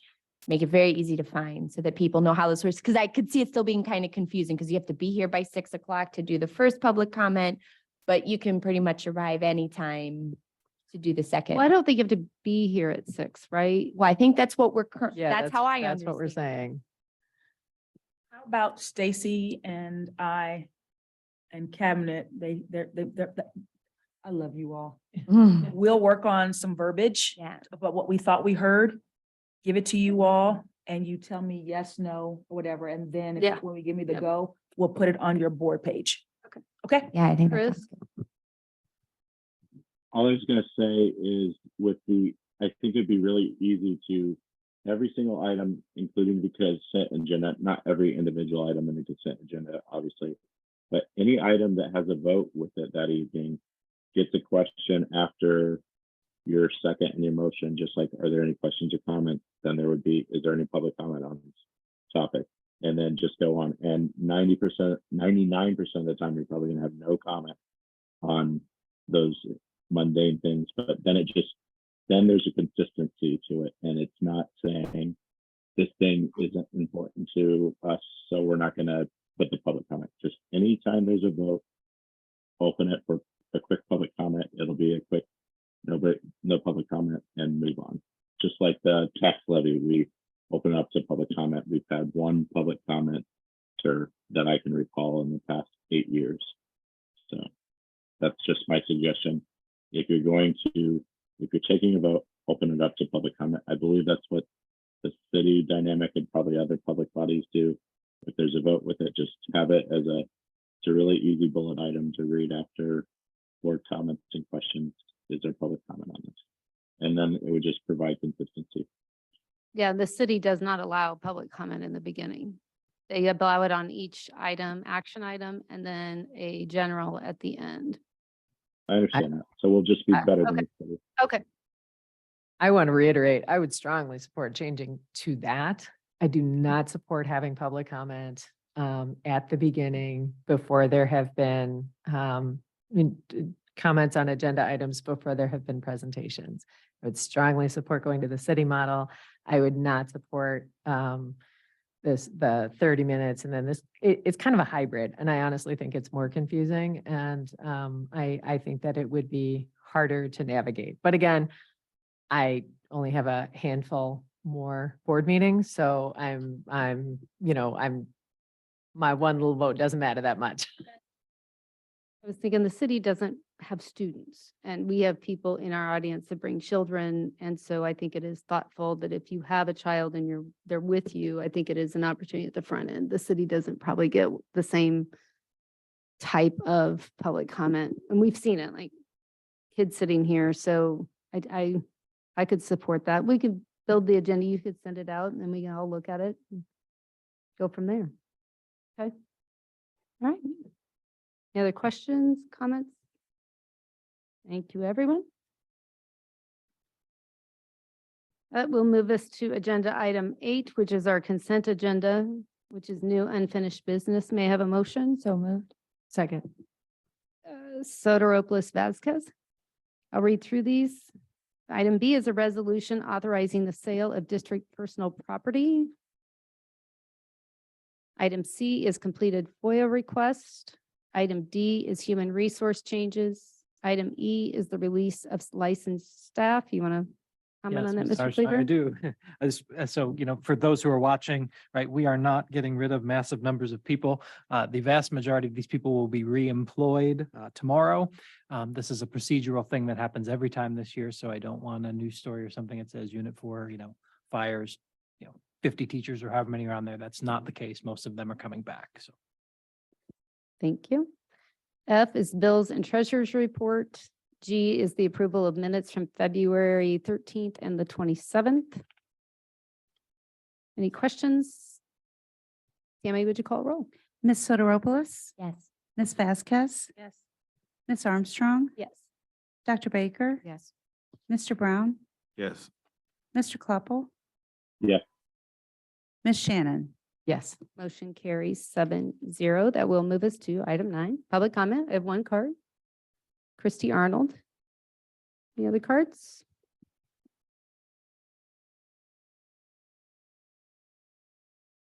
Hi, my name's Christy. I appreciate the discussion right now about public comment. I think Hold on. that's I'm sorry, Christy, hold on just a minute. Just, I want to make sure they put your clock up before you start. The IT. I know you've been here, so I only have like 2 minutes. Can I just read? go ahead. I appreciate the public comment consideration. I think that's a really good positive step. Also, you just said that you've asked schools to provide the data so that you have the support for what they need. So that's what my comment is about here tonight, actually.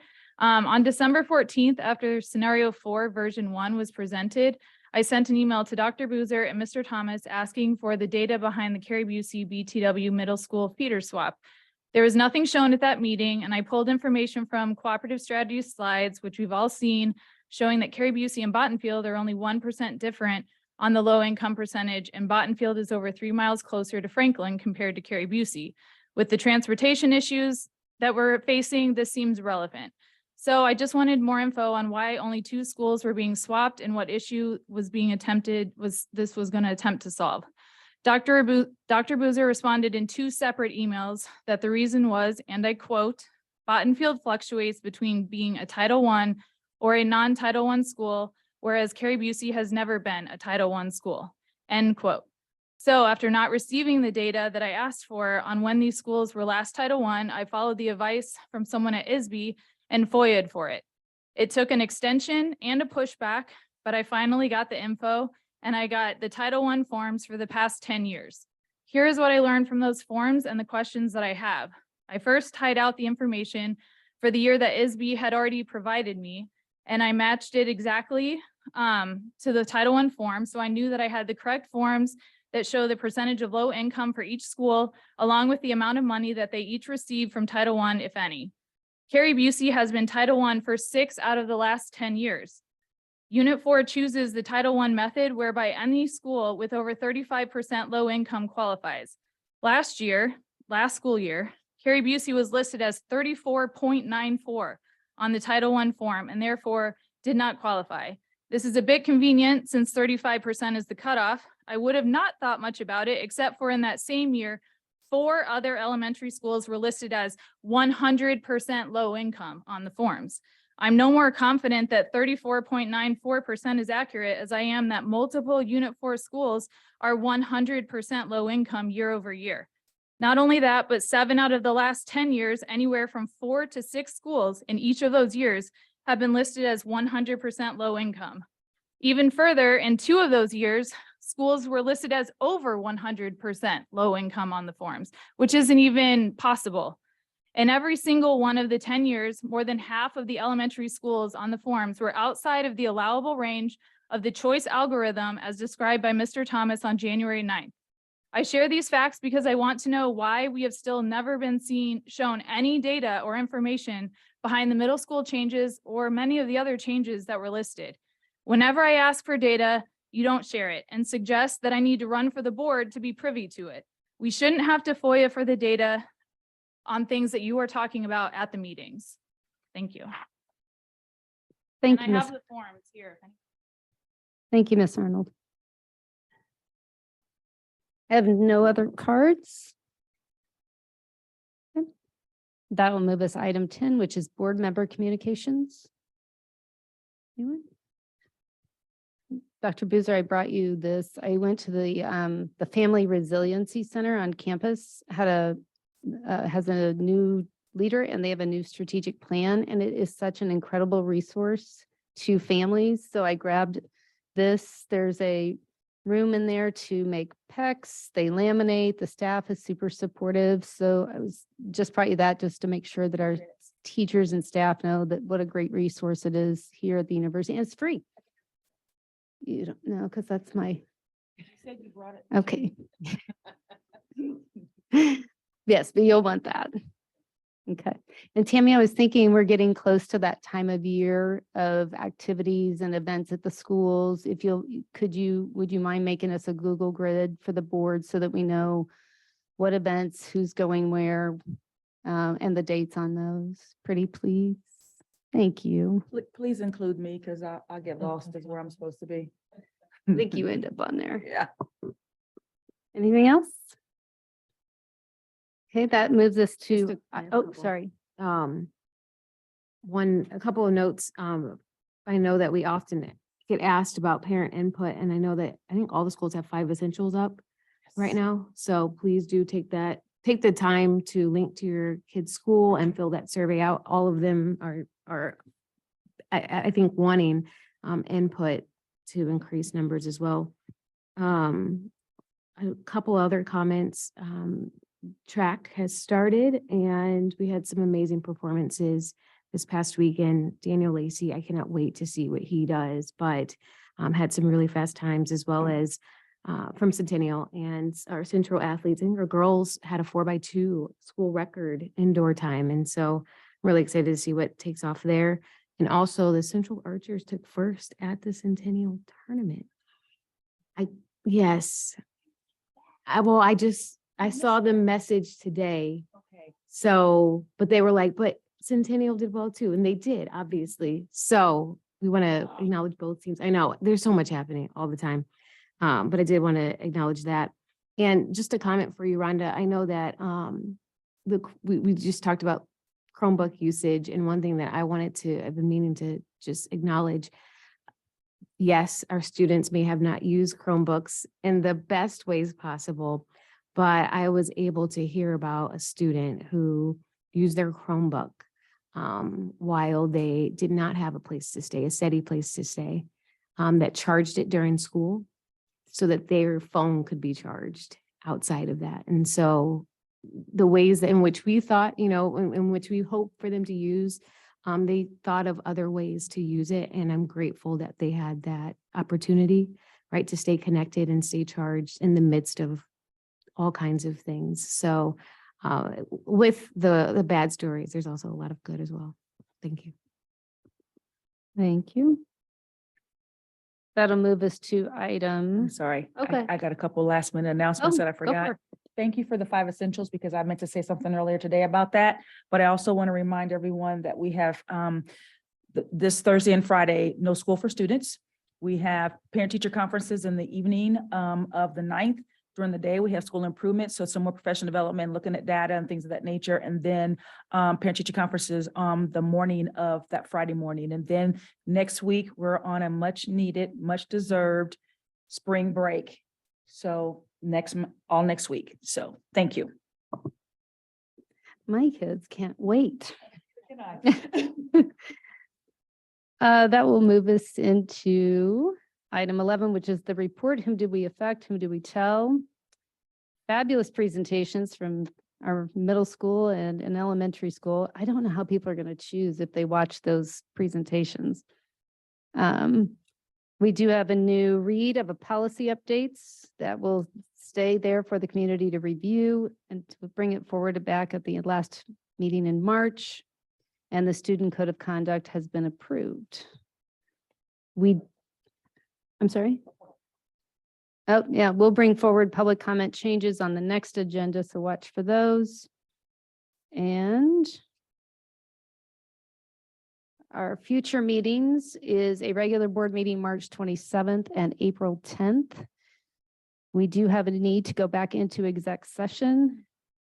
So at this time, I would ask for a motion to go back into exec session for 120/2C1.